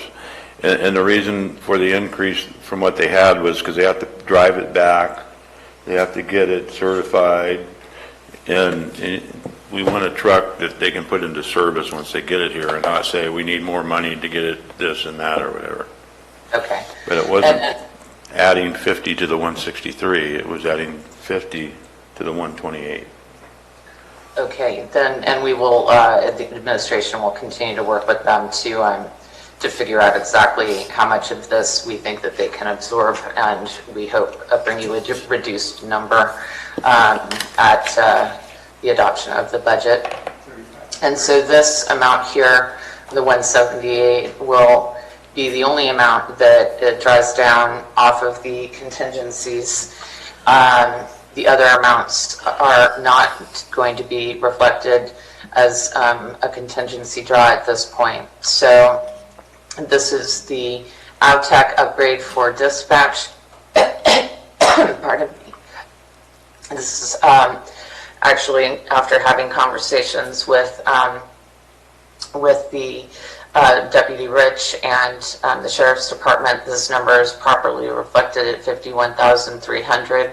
Slightly different than what we discussed yesterday, and that will be an increase to the capital asset object code in addition to the capital asset schedule, and a reduction in the main salary line. And this is something that could be revisited if need be at mid-year if the budget unit cannot absorb it. As it relates to drawing down the general fund reserve to the policy minimum of 8%. The delta is this 1.3 million and change that you see here. The way that this works in terms of moving funds around the county is that it would operate as a transfer out from the general fund reserve, and it would operate as a reduction to the contingencies amount in that budget unit, leaving it at, pardon me, approximately 4.1 million. And then teeter transfer would be reduced. So effectively leaving in teeter the same amount of money on what is the contingency line item in teeter. So this will be ultimately the contingency balance in teeter, and the general fund reserves, rather contingencies, will remain the same, only with the exception of the 178,000 reduction. So the final contingencies after the draw would be just shade under $4 million. And these positions, as we discussed, reclass from dispatcher clerk to senior dispatcher will be absorbed by dispatch. Apologies, we'll fix this right now. In this current fiscal year. Likewise, the addition of a corporal position and the commensurate freeze of the deputy position for one fiscal year, or 1 year, for patrol. Otherwise, that will be absorbed in that budget unit for this current year. And likewise with the assessor position, the reclass from appraiser analyst to assessment standards analyst that we just discussed, also expected to be absorbed in in the assessor's budget this year with no additional appropriations requested for any of those positions at this time. And there you have it. Does anyone have a different understanding of what was directed by the board? Any comments? No. Ben? No. Gary? Any other comments? Check. Okay. No. My question, Krista, is how much is available in the CARES Act funding that we could use to repay the general fund, that we would need to reuse to pay the general fund after we reimburse for CARES? So, all of... Wait just a minute, Gary. Is there... Well, we had made a I just want to know we made a commitment to repay the general fund with CARES. How much obligation is there still out there? The CARES Act funding's in here. I know that. How much of it will be used to repay departments for CARES fund activities?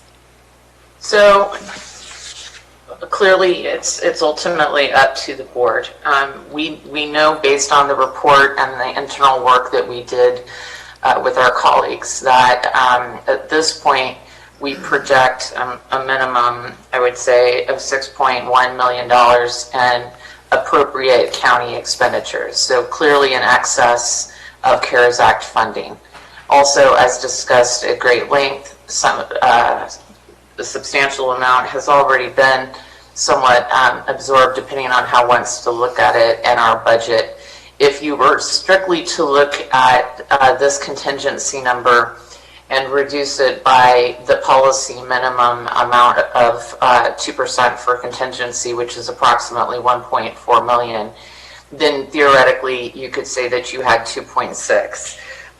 Just already this year from July 1 to August 30th, we had approximately $1.2 million of qualifying expenditures and more than 2.1 million last year. So honestly, 100% of what we've been allocated for CARES Act could easily be used to repay the general fund for appropriate expenditures under the CARES Act guidelines.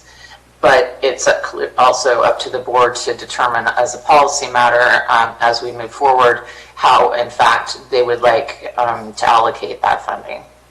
Okay, thank you. All right. Are there any questions or comments to Kristen? Mr. Mills? Okay.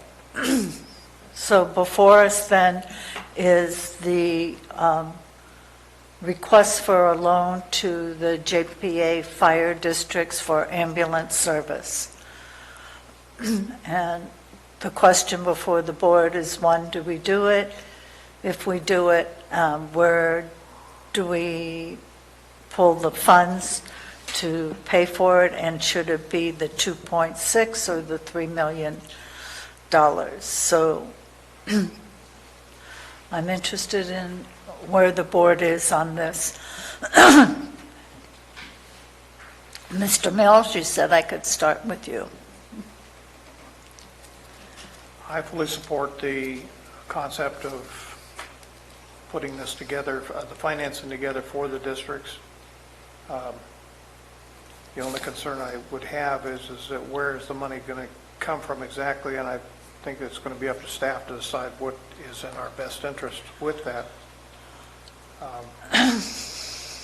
Are you at 2.6 or 3? I would be at 3. I don't want to put this thing at a bare minimum here. I'm sure that there's other pieces to this puzzle that have yet to be discussed or revealed because we haven't seen a real true business plan to it. So I would like to stay at 3. Okay, thank you. Mr. Tuffanelli. Well, I would support it. I said I would support it. Right. So- At 3 or 2.6? Whatever the board decides. I mean, I prefer 3, but if it ends up 2.6, Okay, thank you. Mr. Stopper?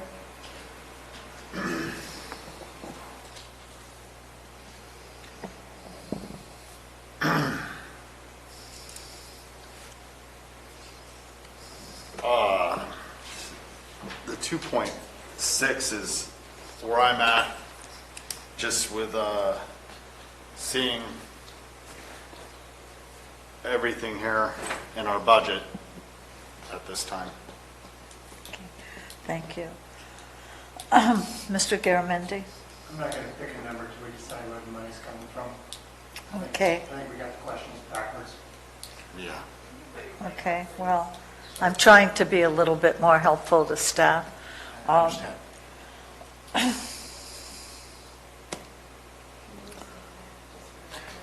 I'm not going to make a, I'm not He's going not to choose making- 2.6 or 3 till we He's determine where not. the money is. Okay. Well, that's going to be up to us to decide. As for me, I'm, in listening to the chiefs, I'm saying I'm going to where they're, this has been a difficult decision.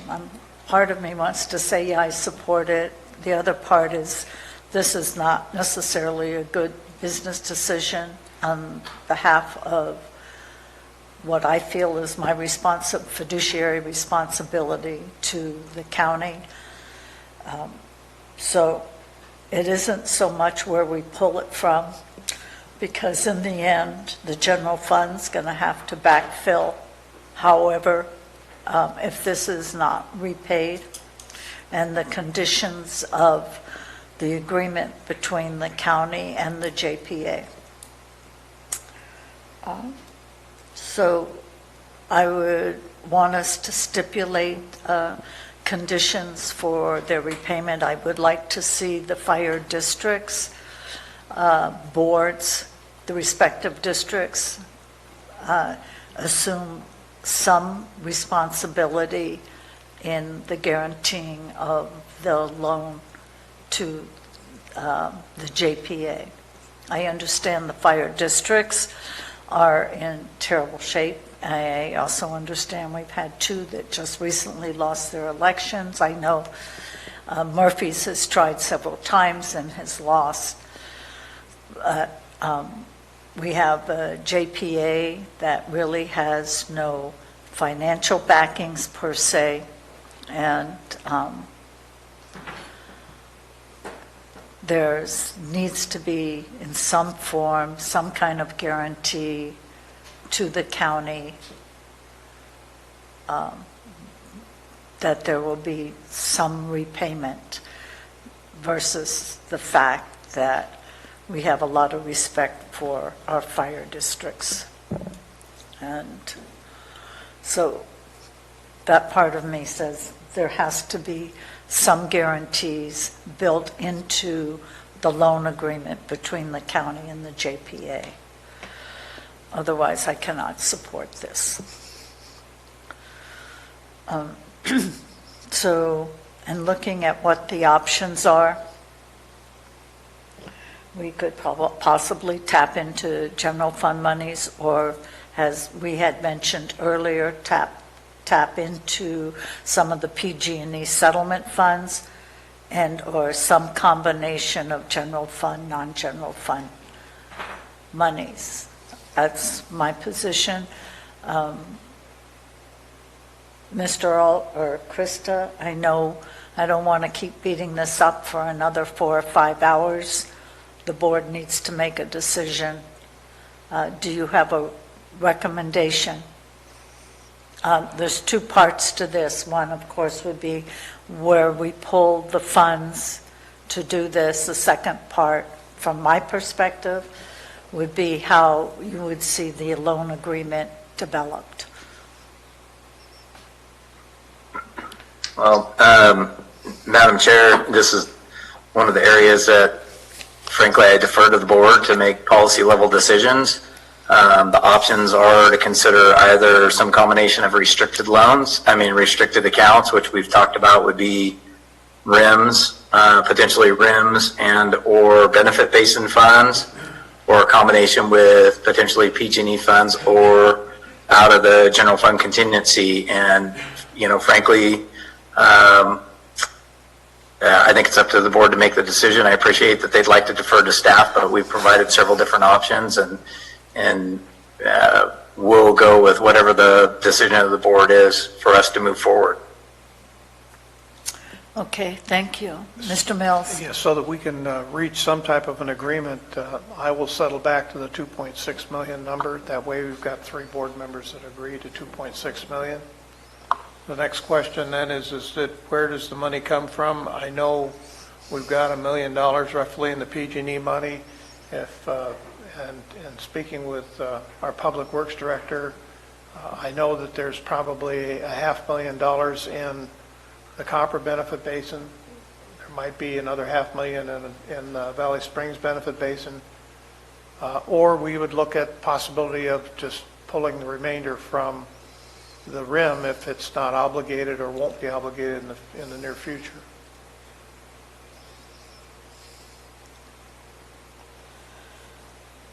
Okay. It's up to the rest of the Mr. board Mills, to $1 million from PG&E, $500,000 from the Copper, and $500,000 from Valley Springs. Is that what I understood you to say? Correct. And the other $600,000 from the RIM? Right.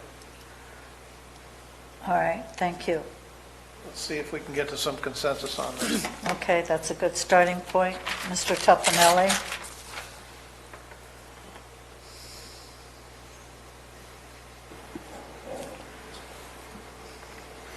Well, when we left to go to lunch and closed session, what was on the table was what CAO Ald had brought and discussed, that there was $1 million from PG&E that was set aside, and then there was another $700,000. So we were talking about $1.7 million, and then funding, where were we going to fund the rest? So I would put forward that we go back to that, and then at 2.6, take the 900 out of RIM to equal 2.6. Okay, thank you. Mr. Stopper?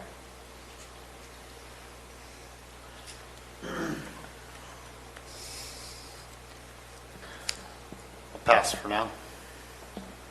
Okay, thank you. Mr. Garamendi?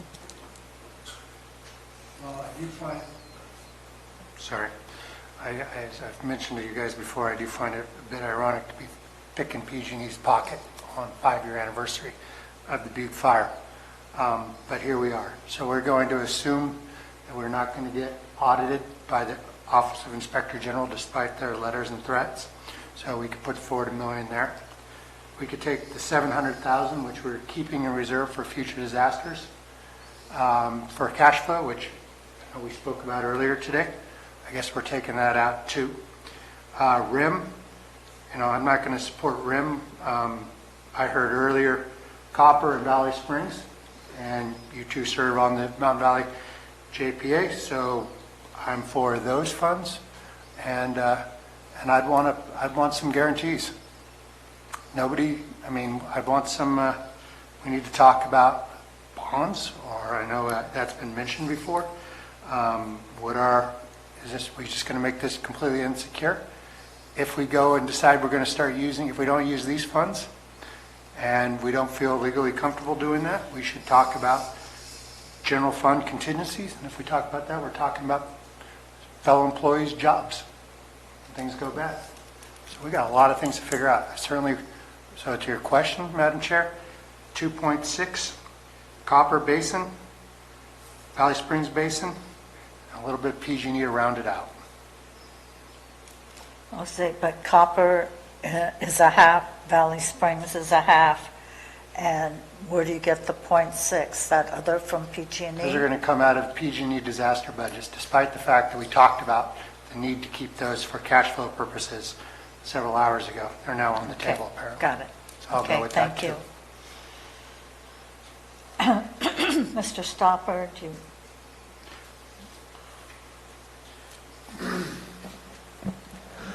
I don't feel comfortable pulling it out of the rims or either of the benefit basins. I am on a note of strictly general fund money.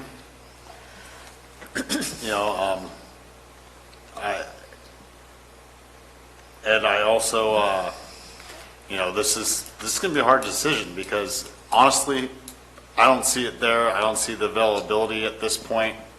We've been pining for this for a while. It's unfortunate, the timing. And, unless we can figure out a way to do it out of strictly general fund right now, I'm not going to be able to find a clear path to being able to support doing this. Okay. I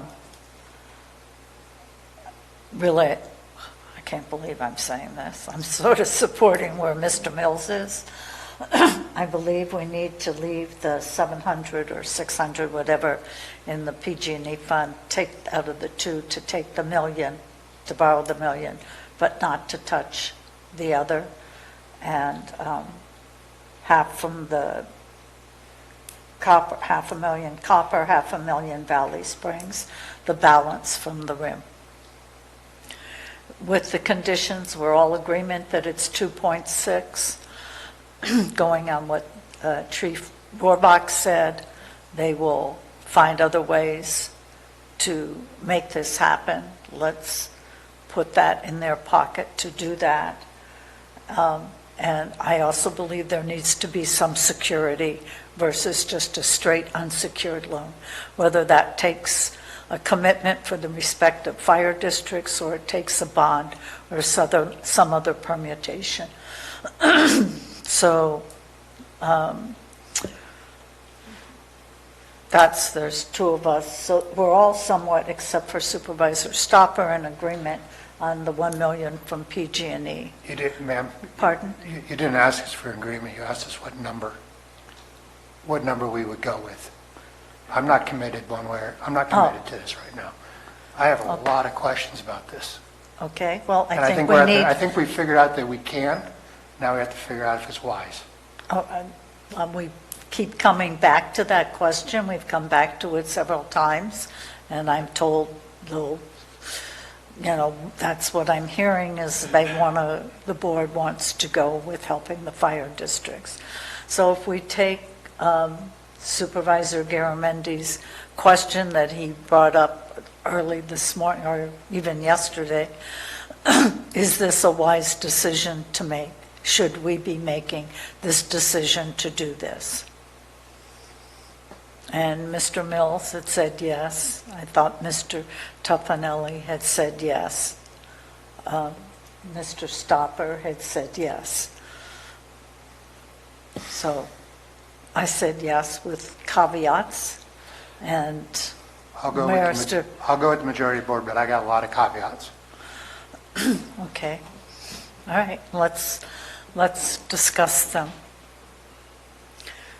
What are some of the caveats that you would like to... Supervisor Toffanelli had suggested some sort of securitization. We could talk about a bond. I mean, really, we are turning ourselves into a pretzel to make this thing happen. There's got to be a better way for fire districts to do this.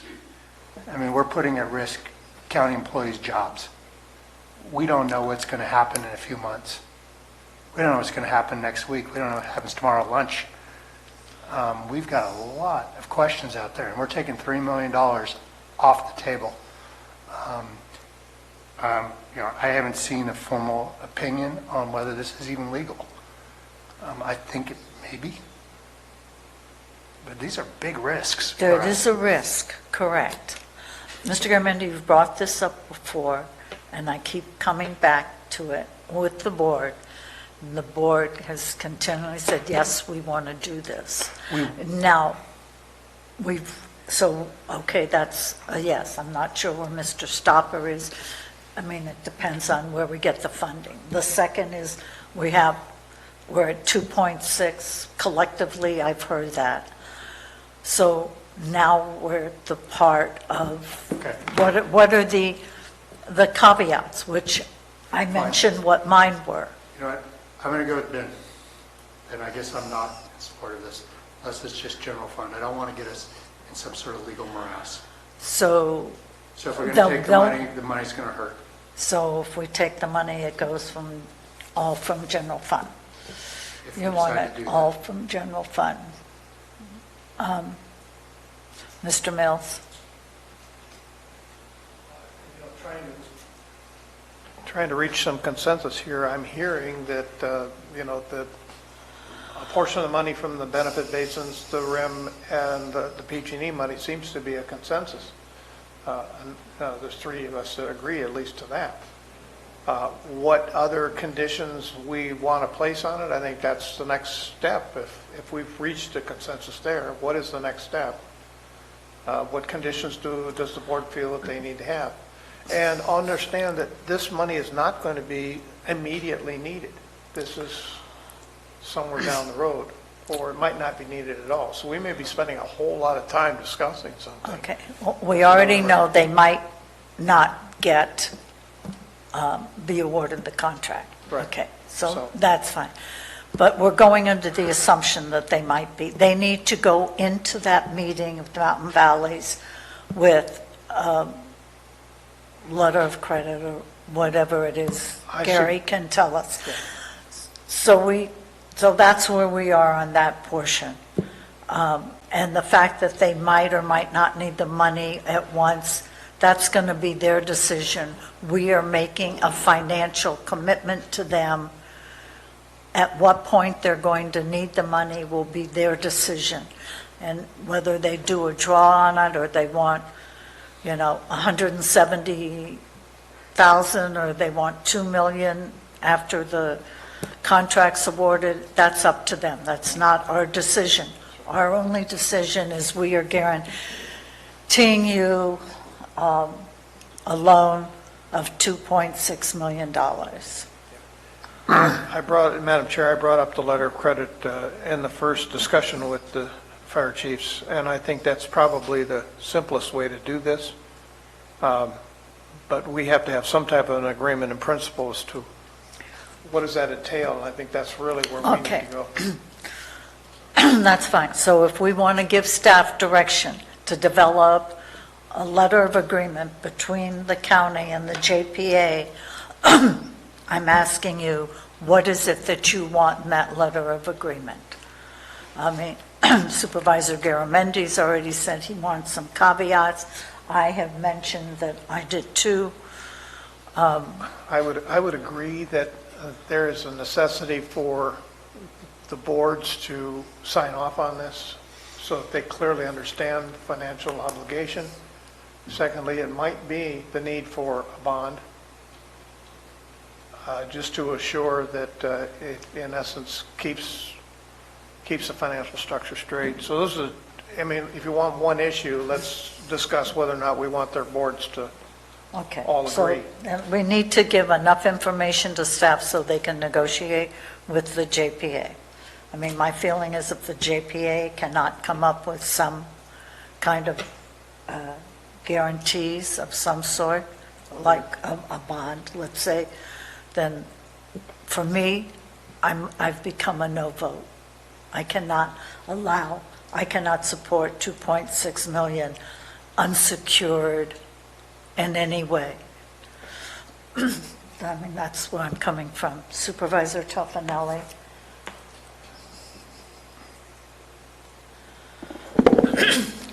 Well, I wouldn't be in agreement in having them seek a bond so we're protected. I think that's probably the best way to look at this.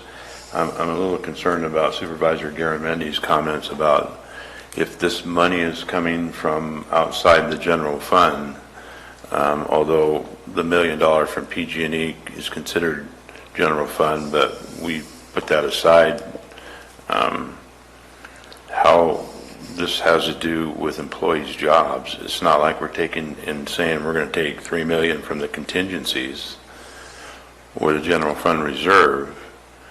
That I could see, which what they're propagating for is all general fund money. That would be putting employees' jobs, in my opinion, on the line if we go forward into the next budget cycle, because we're already have our budget for this cycle.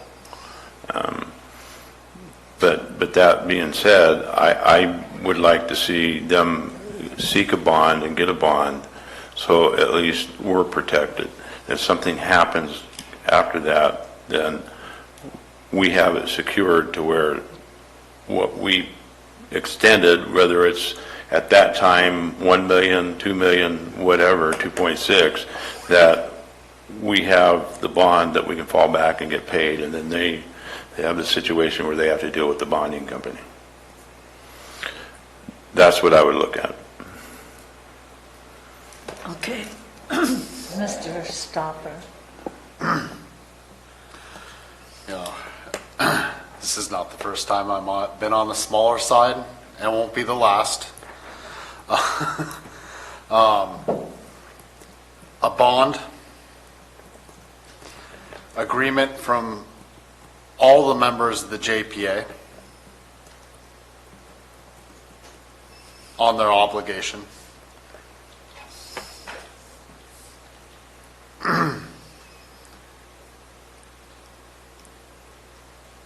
And another note to tread carefully on where we're taking the money from.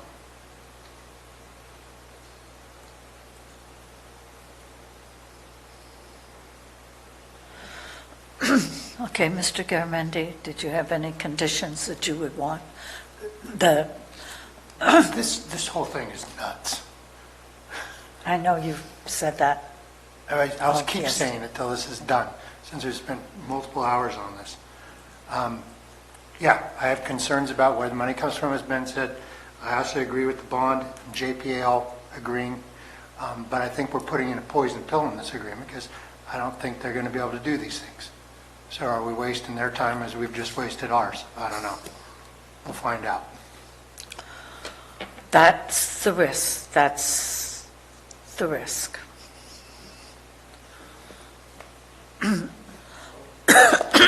Excuse me, I'm sorry, Mr. Madam Chair, Mills? do we then have an agreement that there's going to be a requirement for a bond, there's going to be a requirement then for all of the members of JPA to sign off? That's up to us to decide. I've heard, Are we there I've now? heard, well, I've heard 3, 4 of us at least say yes on a bond. I've said yes. Not on for both. 5. On the fire district, I've heard at least 3 of us say yes on the fire districts. Are there any other caveats that we would want staff to consider?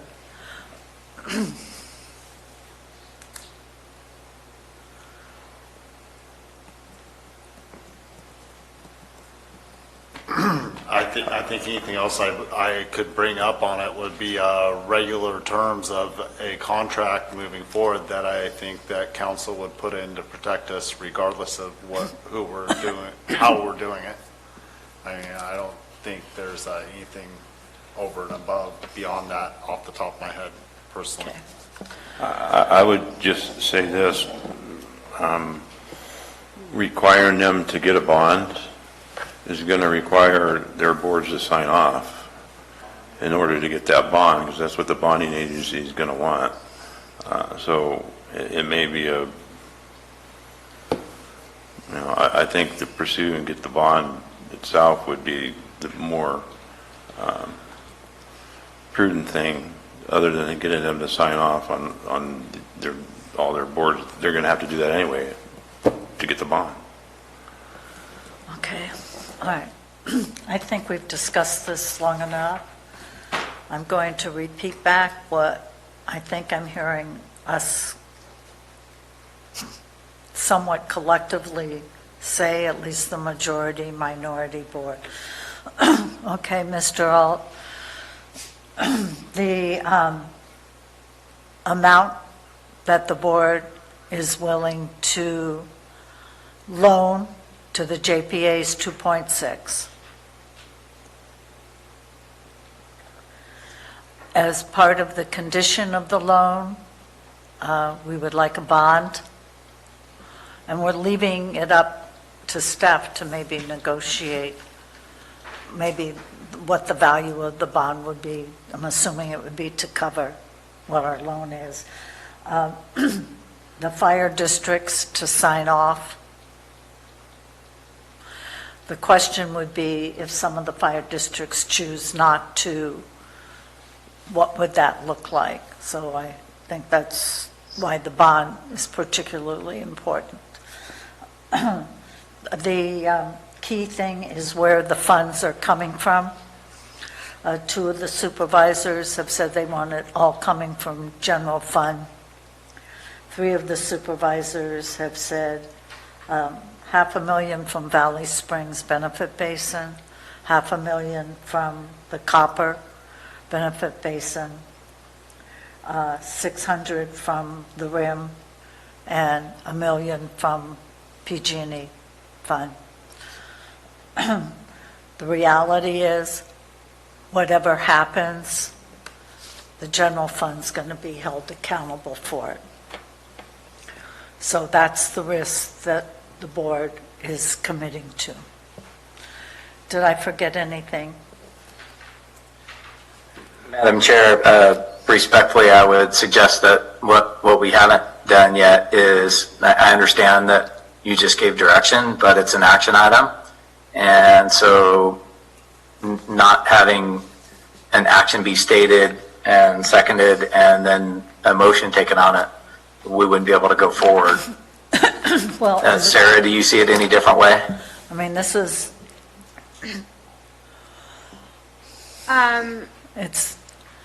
it's not on the agenda per se. What is on the agenda is it's a county budget hearing, of which will come back for a vote on the 22nd.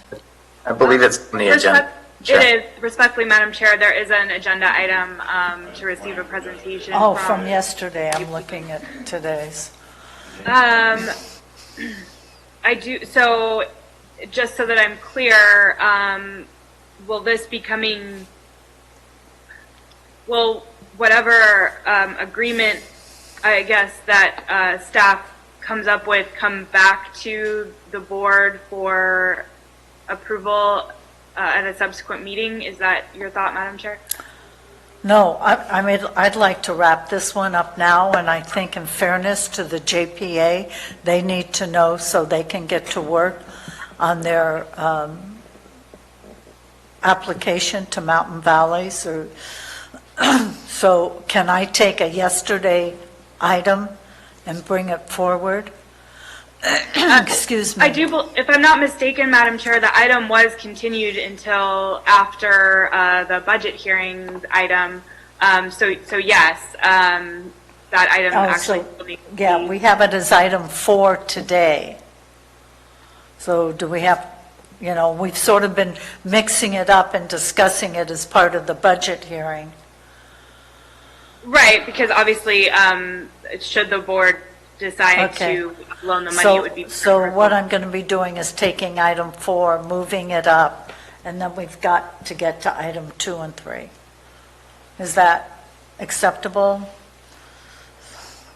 I think all I would say, Madam Chair, is that if the board does not want to bring this decision back and is delegating to staff, then I do think that there should be a motion today on this actual item. What Al's saying is that we need to have a motion because it's an action item to bring it to staff, and yet when staff negotiates the details of that with the JPA, then it comes back again. I mean, that's... Well, I think that's the question. I think that the board could not take formal action today, but could rather just provide direction to staff. But in that case, we would need to come back for the board to take formal action because I don't believe that for better or worse, the CAO and I do not have the authority to loan money Well, to. I don't want to spend another, 4 to 6 hours on this item again. So can we give direction to staff without taking a vote? Or do we need to take a vote and then which is formal action to staff, then after they negotiate the agreement with the JPA, it then comes back? How convoluted. Okay. Well, at some point, Madam Chair, the board has to take action to allocate $3 million. That's as simple as the equation is, whether it's today or at a subsequent meeting after we've sat down with the direction. One way or the other, the board's going to have to take action on this at some Right, point. I understand that, Mr. Alt. What I'm wondering is it's 2 action items. I want to wrap this up. We've given direction. You're saying I have to have an action item to give it to you, and yet after you have an agreement with the JPA, that is an action item for the board. So is that 2 action items is what I'm asking Ms. Edwards? Well, if you don't take action on it today, within the context of the budget, when we bring it back, if there's an appropriation that's made, it has to be by 4/5 vote. Correct, Krista? That is Yeah. correct. So if you want it to be encapsulated in the budget discussions and have 3/5, the potential of a 3/5 vote, that needs to happen today.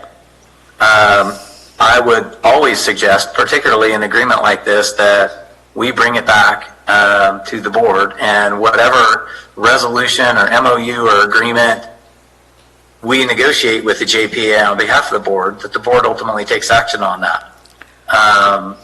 So it may require 2 actions. It's the prerogative of the board to decide what they want to do here.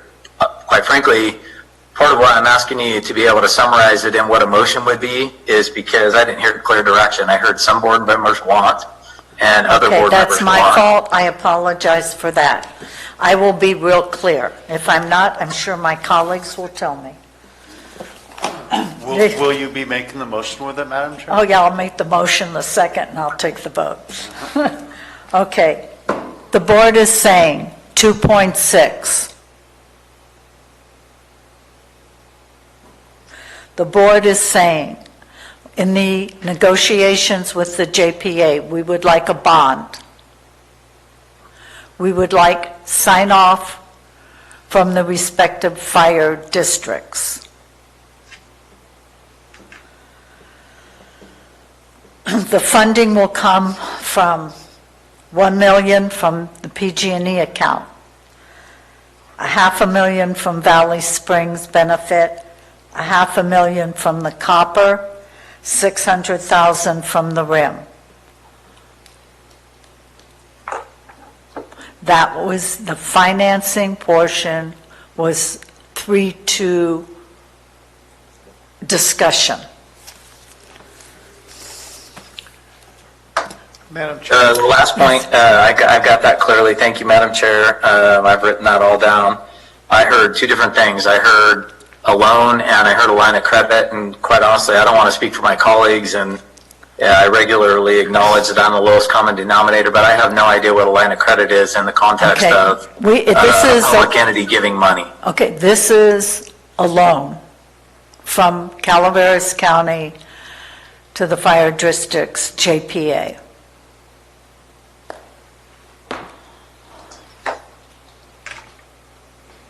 And within that loan, it may be that they draw on it similar to a line of credit so that we don't No. just give the money to them up front. If they can We'll give it pick to it them on a draw schedule. however they want it. Okay. That is not our decision to make. We are committing to 2.6. If they think they need it after they get, what is the correct term, Gary? Award of the award of the RFP. That is their business decision, not ours. Madam Chair, just to clarify, is my understanding correct that we would not be issuing any money off of this potential line of credit, however we want to couch it, until such time as the RFP has been awarded to the fire districts. Yes, that's And in correct. fact, they have also then executed the binding agreements that need to be executed by all relevant parties under that RFP, such that we have a legally binding There- deal. yeah. Good, thank you, council. Yes, thank you for bringing that up. Supervisor Tuffanelli, is that acceptable? I'm ready to make a motion on what you said and Okay. be done with it. No, Krista just made a clarification that that has to be done prior to Loaning of the money, that's correct. them getting the award of a contract. And I would concur. They would. Right. So when they go, yes. And Madam Chair, I know this is probably inherent in the discussion, but we are committing to it not just be a straight loan of the dollars, but at the appropriate interest rate that we would have to bear, putting money Yes. back into the funds. The same as we do for interloans between the county, within the county. Otherwise, Barbara Sullivan will get on us. Mr. Mills, did you have anything? Yes, I think you've provided a great summary, and I'm prepared to also second the motion, so let's move forward. There's less further discussion. Okay, doing motions and second, we can always do another one if we need to. At this time, I'd like a motion on the recommendations that we gave to staff. I'll make the motion. Motion by Supervisor Mills. Second. Second by Supervisor Tuffanelli. All in favor? Aye. Opposed? No. Passes on a 3-2 vote of the board with Supervisor Stopper and Supervisor Garamendi in the opposed position. Okay, I want to move on. Is there anything else, Mr. Alt, we need to do on this? No, ma'am. Okay, thank you. I'd like to move to item 2. Oh, yes. Thank you. Thank you, Ms. Glanville. I'd like to close, you know what? I just made a mistake. Okay, that's all right. Council can get on me for that. I'd like to close the public hearing on the budget and bring it back to the board for action. The action on the budget itself as presented. Is there any other changes that the board would like to make on the budget? Yes, Mr. Stopper. No, Oh, I saw your light. I know. Oh, I was okay. just giving you a clear answer of no. Okay. Any others, Mr. Gill? Yeah, I just want to make clear on what Krista passed out to us and was up on the screen. We made the adjustments to 178078 to the ag truck. So the bottom line of the contingencies after the draw is 3998294. Yes, if you'd like me to share my screen now so you can see the final budget adjustment, I'd be happy to do so. So when that comes back, that's what it will reflect when on the 22nd when it comes back to us. That's correct. Okay. Okay, thank you. Krista, can you, just for the benefit of us all, it's been a long day, can you share your screen just so we can take a quick look? Oh, shoot, sorry. Stop share.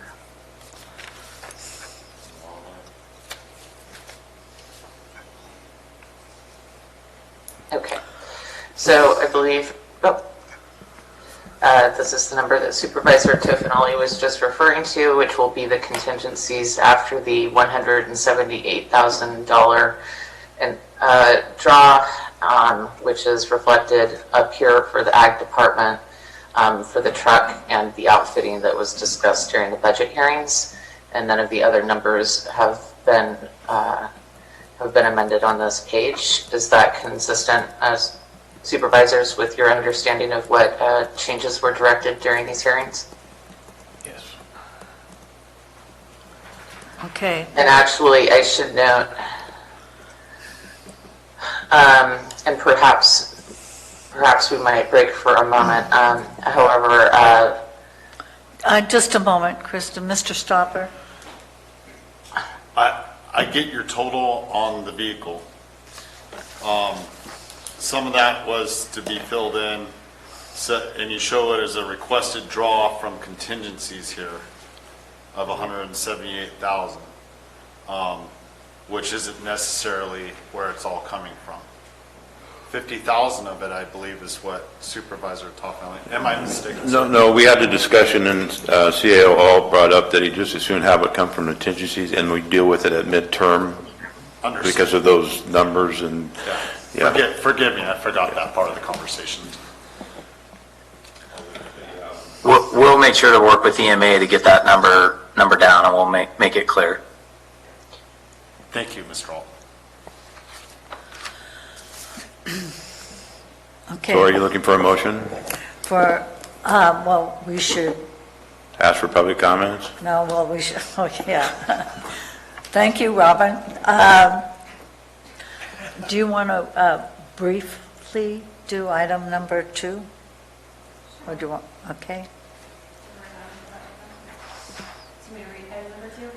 Yeah, recap it, reduce it a little. Item number 2 is from Public Works, award RFP for the construction management of the Canyon View Drive Repair Project. Authorize the board chair to execute an agreement with Unico Engineering for construction management services related to the Canyon View Road Repair Project resulting from the 2017 storms.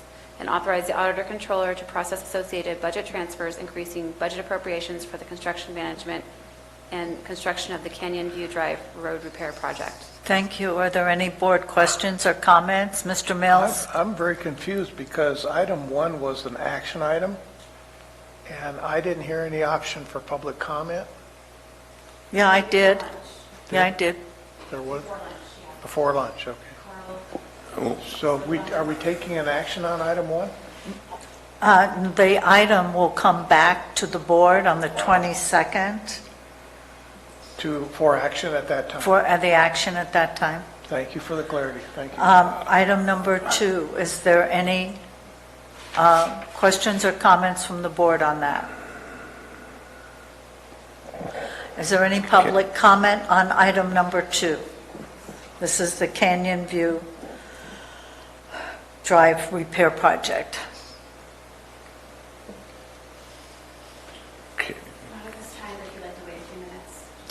During the time that we're waiting, I need to ask County Counsel Sarah clarification for me on what we just did with the previous item. One, and correct me if I'm wrong, we went into closed session, and when we came back out, we did not report out from that closed session. Yes, she did. Did we? Okay. Ms. Glanville did report out, yes. Okay, all right. The second thing is, we had further discussion and made a decision to recommend what was presented by Krista after the break to us, and we did not allow for public comment on what was up on the screen or any of the final things that we gave direction to. We only gave, right before we went to lunch, an opportunity for the public to comment, and we were not finished with the item. So do we need to have further public comment on the other things that we did on that item? If I may interject just for a moment here, to the extent that the loan, and it's the will of the board that it be reflected in the budget at the amounts set forth by the board, I will need to update the budget adjustment and present it to the board, which I can do. What Gary's saying is I That's your didn't open it up to public comment again, and I should have done that after the budget adjustments that you made. I can do that. I guess I made a mistake again. That's fine. Clarification for Sarah, because I didn't want anybody saying that they didn't have an opportunity on our conversations that we had after break. But we can do that, you can do that after we finish this item. Okay. Is there any public comment on this item? May I have a motion, please? So moved, Madam Chair. Motion by Supervisor Mills. Is there a second? Second. Second by Supervisor Stopper. All in favor? Aye. Aye. Opposed? Passes on a 5-0 vote of the board. You would like to return to item 1, Mr. Tuffanelli? Yes, and and allow- open it up to public comment Yes, on Madam item Chair. number 1, based on the information that staff gave us.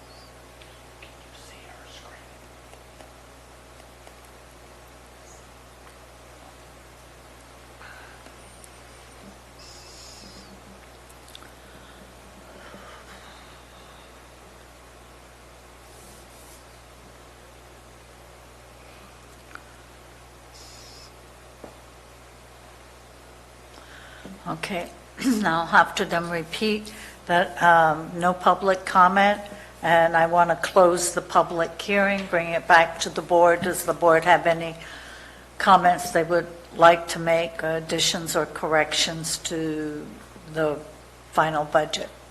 Madam Chair? Yes. If I may, I would like to be able to present the related budgets to the board in writing. So if it were possible to break for a few minutes so that we could put that together with the advice of the auditor controller.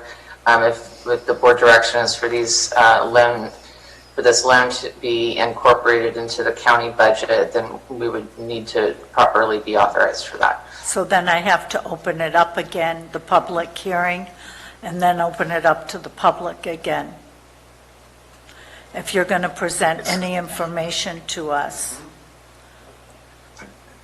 I think the action's already been taken. I think what Krista is asking to do is to reflect the budget transfers like we just did with the other changes on that spreadsheet, to reflect the to and from amounts on that spreadsheet, and so that we can show that to you visually and ensure that that conforms to what the board just took action on. Is that allowable, Sarah? Yes, I think that's prudent.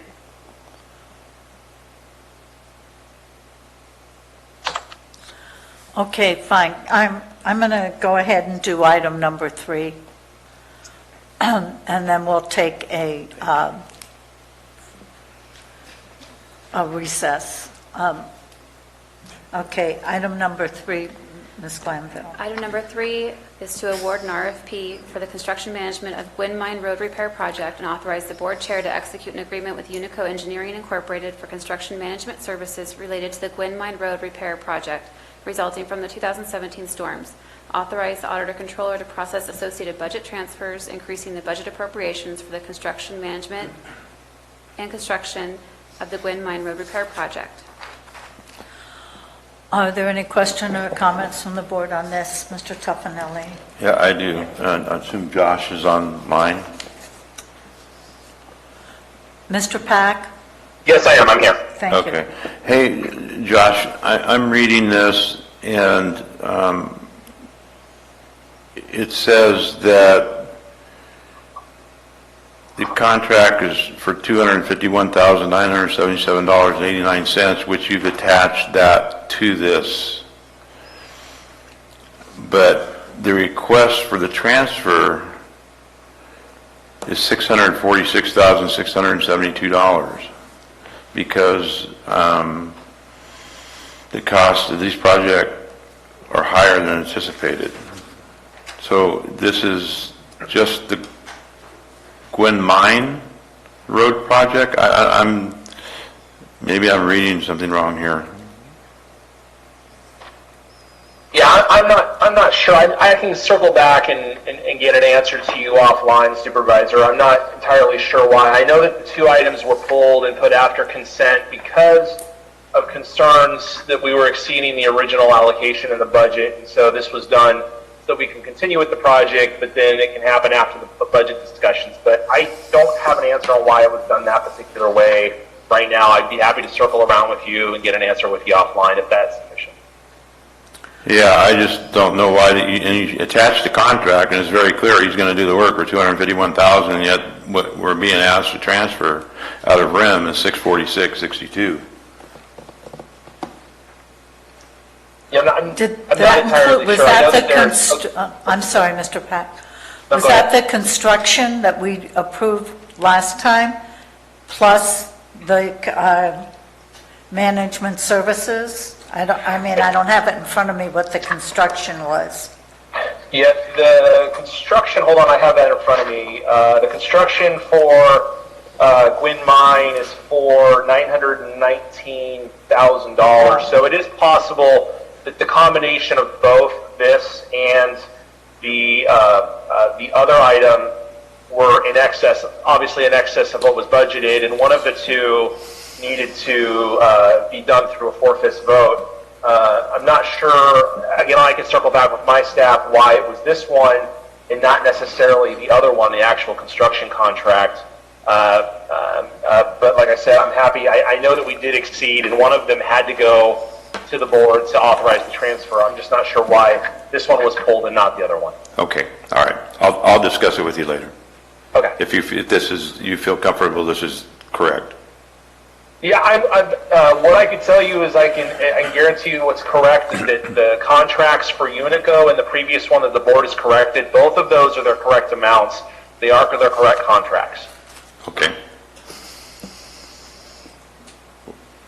That's Okay. the question I had. Okay. Any public comment on this item?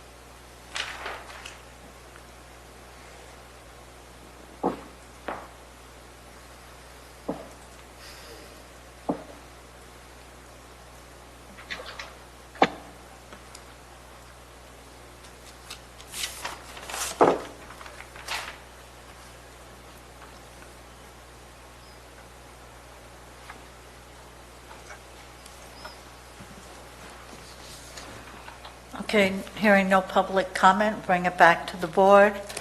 May I have a motion on item 3 on Gwen Mine? So moved, Madam Chair. Motion by Supervisor Tuffanelli, is there a second? Second by Supervisor Garamendi. I'm sorry, Jack. Pardon? I forgot it was his district. And He doesn't care, it's all good. All in favor? Aye. Opposed, passes on a 5-0 vote of the board. We'll take a 10-minute recess, is that enough time, Mr. Alt? We will do our absolute best to get it done inside of 10 minutes. Well, I meant, 15 isn't, 5 minutes either way isn't going to be an issue. Would you rather have 15, Krista? Sure, Madam Chair. Okay, thank you. We'll take a 15-minute recess.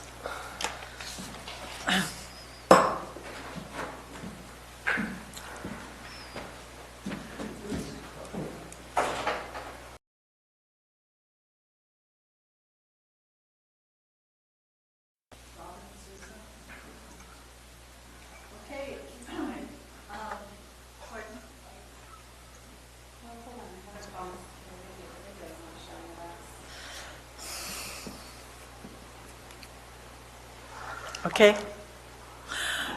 Krista?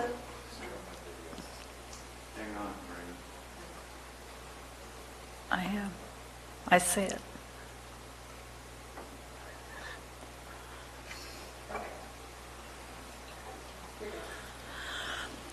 Okay, Krista, do you want to just give us the recap and make sure we're all on the same page? Thank you. Will do. So further to what we understand the board direction to have been regarding the loan to the fire districts, I am going to share my screen and show the amended budget hearing adjustments. Everything from here to here remains the same. The way this works in practice, and please jump in if I've gotten some of the numbers wrong, but $1 million from PG&E. The way that works is we'll decrease the PG&E contingencies and we will increase their transfers out. Likewise, with the Copperopolis benefit basin, we will decrease their contingencies and increase their transfers out by $500,000. Again, with the Valley Springs benefit basin, we will do the same by decreasing contingencies by $500,000 and increasing transfers out by the same. And finally, the county-wide REM fee will be booking a $600,000 decrease in its contingencies and increasing transfers out by the amount of $600,000. And on the flip side, what we will do is bring this money in as a transfer in to our community organizations budget unit, and then also budget the expense in that same budget unit to be drawn down further to loan agreement documents that we will work with the JPA further to board direction to execute.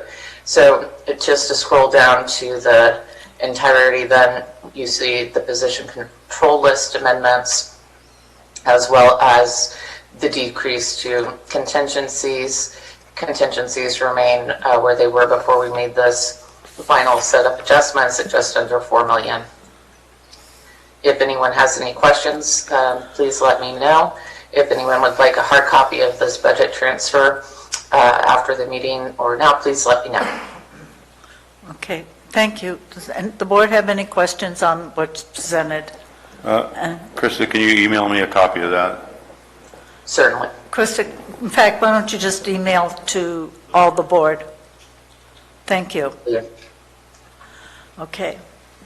Anything else I want to done with this item? Okay, thank you. See you on the 22nd. I want to do supervisors' announcements. Mr. Garamendi, you always like to go last. You're going to go first today. All right. I'm going to say the same thing I've said 3 or 4 times. I'll say the same thing 3 or 4 times just to continue to annoy you, Madam Chair. But this is the 5th anniversary of Butte Fire. It kicked off this day 5 years ago. My community is still recovering. The impacts are long and lasting, and I appreciate this board's continual support of their recovery process. Thank you all. Thank you. Mr. Stopper? We had a Fish and Wildlife meeting last week. We were, for a single item, we had Mr. Garamendi join us because of some, his work with the RCRC when it comes to mountain lions and some of the new laws that have been moved forward, tying ranchers' rights hands and being able to protect their livestock through some of the new orders by the governor.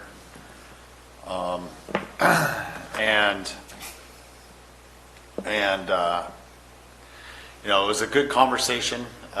We were able to get some members of Fish and Wildlife to attend, and also we will be having the Fish and Wildlife here. Eric Kleinfelter attended, and then Justin Dellinger, who's doing the study on the mountain lions and, their disposition, whether they're endangered in certain areas and everything, will be coming before the Fish and Wildlife Committee here in the near future. Also, I did bring your item forward at the end of the meeting, and they were of the opinion that we would need to revisit that going into next year, on whether they were going to be able to step up and clean the Murphy's Creek area or help on that. So that would be a discussion continued into next year, going into the spring. But they volunteered when we were there. Okay. I'll let you know when you can show up, Mr. Stopper. I'll take you. I've been volunteered. You've been volunteered. Thank you. Voluntold, more like it. Thank you. The laws haven't changed on the mountain lions as far as they still need to prove, you can't shoot them yourself. No. You have to prove that which ones attacked and killed or maimed your livestock, and you have to have 3 occasions still in order for them to even send the trapper out to, it's complicated the way it is, but you can't just. It has changed. It must have. That has changed? It has changed. And I'll defer to Mr. Garamendi. I think you should be updated on it, because honestly, it ties hands of people being able to provide themselves when it comes to their livelihoods. And I think Mr. Garamendi could probably say it more clearly than me, because he's been delved into it quite a bit. Yeah, I thank you very much, Ben. Gary, I think Ben caught the gist of it. I think you understand it's being very difficult for any ranchers and our trappers to work on this right now. Because you're right, it's a first offense. Then you have to employ non-lethal means to scare or distract. And then the threshold for protecting your livestock is up. But to get a depredation permit now needs to go to regional manager to sign off, and then actually it goes all the way to the deputy director.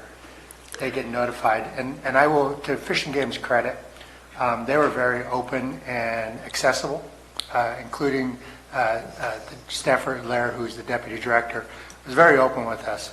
And basically the bottom line was they're trying to find ways for it not to end up on the Endangered Species Act list. They're getting a lot of pressure from environmental groups to list it and restrict hunting or depredation even more.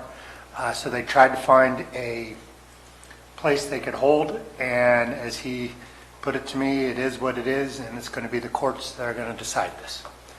Yeah. Boy, that is a change. The non-lethal thing, though, is they trap them and take them up country, but the ranchers I've talked to, they always find their way back. Yeah, they come home like a cat. Rancher, if a cat came and ate one of our calves, I'd have a series of options. I could go buy beanbag rounds for my shotgun and spook it.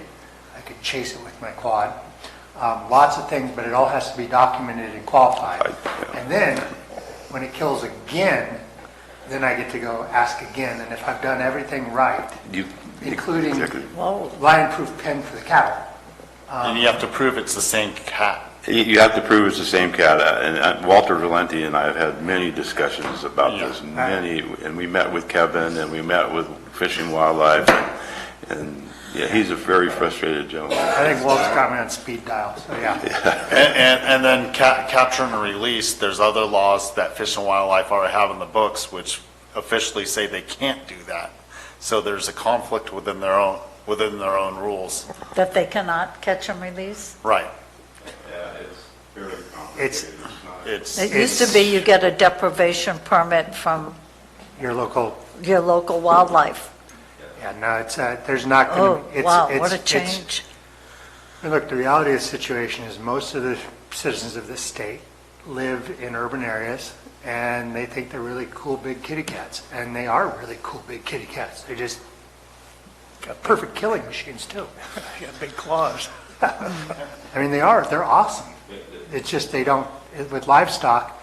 You know, they go and kill a calf, you know, the rancher's going to lose $600, $1,000. There's groups of them that hunt together, and they just ravage. And you're right, it costs cattlemen a lot of money. And not just cattlemen, our local 4-H people with their sheep, their goats, and rabbits, and, yeah. Yeah, and this is the discussion we'll be bringing up with the study, because there's sayings as such, Fish and Wildlife will say, you know, they kill once and they move on. Well, one kill, if they get into a pen, they'll slaughter 15 sheep all at once and then take one, eat it, and then move on. So it's not just a single kill and moving on. So some livelihoods are lost in a single swipe.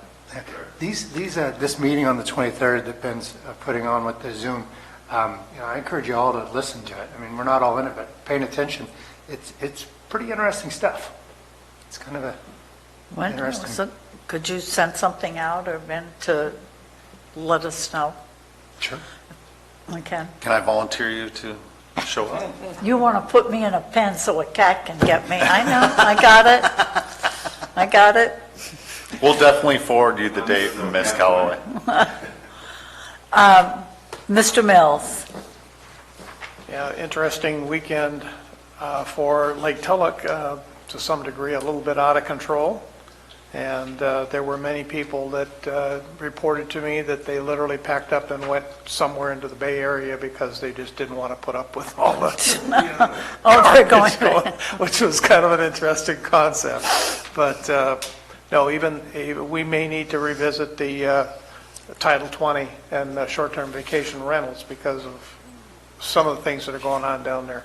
It's kind of spiraling a little bit. Very thankful for the marine safety people being out there when they were, but again, very limited. We got 5 lakes, and we don't have the manpower to be out in one particular lake for any length of time to really be effective. So Lake Tulloch was, like I said, it's an interesting thing. Natural Bridges was shut down during the holiday, very successfully so. We had very little problems with it at all. And that was a good thing because, as you probably are hearing in staffing reports, we have as many as 6 strike teams out of the county right now with overhead, and that continues even today. Resources are very stripped in our county, so we're ducking bullets right now, and anything that we can tell our local citizens to please be careful with the environment that they're in. It's a very tenuous situation between now and the first week of November. When usually fire season starts to taper down here. But let's not walk ourselves into something because somebody wants to do a gender reveal party, if you heard about that. Yes. Be stupid. So we'll go there. Gary, you started talking about the Lions. Did you have anything else you wanted to share? Well, I did. I have a couple things, and Jack and I have a facilities ad hoc committee meeting tomorrow. I'll be attending. But I wanted to bring up that last Wednesday, the 2nd, we had a COG meeting. And it was a very, very good COG meeting in the fact that at one time, Caltrans did not have a good relationship with the COG or Calaveras. And things have changed dramatically over the course of the last few years with the relationship that we now have is a very, very healthy and very good relationship with Caltrans in the fact that, and I will be sending to Robin to distribute to you guys. I know Supervisor Mill has a copy of it. The new district or the interim district chief for District 10 sent an email to us with an extensive list of projects that they are doing right now in Calaveras County, and it was like a 2 or 3 page list of projects, a lot of them in your district right now. There were several in Ben and I's district along Highway 26 and 12 corridor, and even going up north, up towards Alpine on Highway 4 corridor. They also are looking to hire local employees for the coming winter months. And they're adamant about as much as they can possibly do is hire here in Calaveras County. For chain people? For all kinds of different things and projects. He had a list that he's going to publish through COG on, and you can click the link on, and it's specifically for Calaveras County. So I wanted to bring that up to anybody listening that's out there right now, that they are looking to hire, and you can put your application in starting now. And I believe that those jobs will start hiring here within the next few weeks, and they'll be ongoing all through the winter. So if you're unemployed, you lost your job due to COVID or whatever, Caltrans is specifically looking to hire here in Calaveras County for our projects here in the county. Gary, I get a list, as I'm assuming all of us do, of the projects Caltrans has, but they only show like one or two in Calaveras. I will forward the email to her. I know, that's... And it's massive. It's a very large list of what they are doing now and projected to be doing over the course of the winter and into early next year. Oh, it's on the jobs projects. to come. The one I get's ones that are doing Well, not that. only jobs, but projects that they're going on highways good. in the county. So it's pretty Thank you. expensive. I was pretty impressed, and it's all because of the relationship that we do now have with Caltrans. And he specifically spoke on that when he spoke. Normally, we don't get the district head coming and speaking at COG, although before him, the gentleman before him, as he took over for him, did come several times to the COG meeting, just to tell us specific projects and to say that the relationship is very good with Is Calaveras this County. District 10 Superintendent? Yeah. Who was that now? Was it this It's Dan just changed, Angie? and I can't think of his name right now, but he's interim. Oh, right, he was the one before. Yes. He was on the District 10 before. Yeah. Got it. So, Okay. but I wanted to report that out. Good, It's very thank you. good. That is great. I have Area 12 Agency on Aging tomorrow, and I want to remind the board, 8:15 next Tuesday at the Sheriff's Office, we have interview for environmental manager position. 8:15? Yes, at the SO's office. The interviews start at 9. We just are meeting at 8:15 a.m. In the morning? I don't know, unless Ben wants to make it at night. Yeah, 8:15 a.m. at the SO's office next Tuesday, please. Okay, thank you. Mr. Alt, do you have anything you'd like to share? Yes, Madam Chair. When we broke, just prior to breaking for lunch, when you called for public comment, I keyed up myself and I spoke over a member of the public, and I just wanted to extend my apologies to both the board and the member of the public for speaking over them during public comment. Okay. Other than that, I don't have anything, Madam Chair. Like the board speaks over me, I got it. Ms. Edwards? No, Madam Chair. Ms. Glenville? No. Susan? No. This meeting is adjourned. Thank you. Good job, Robin. That's not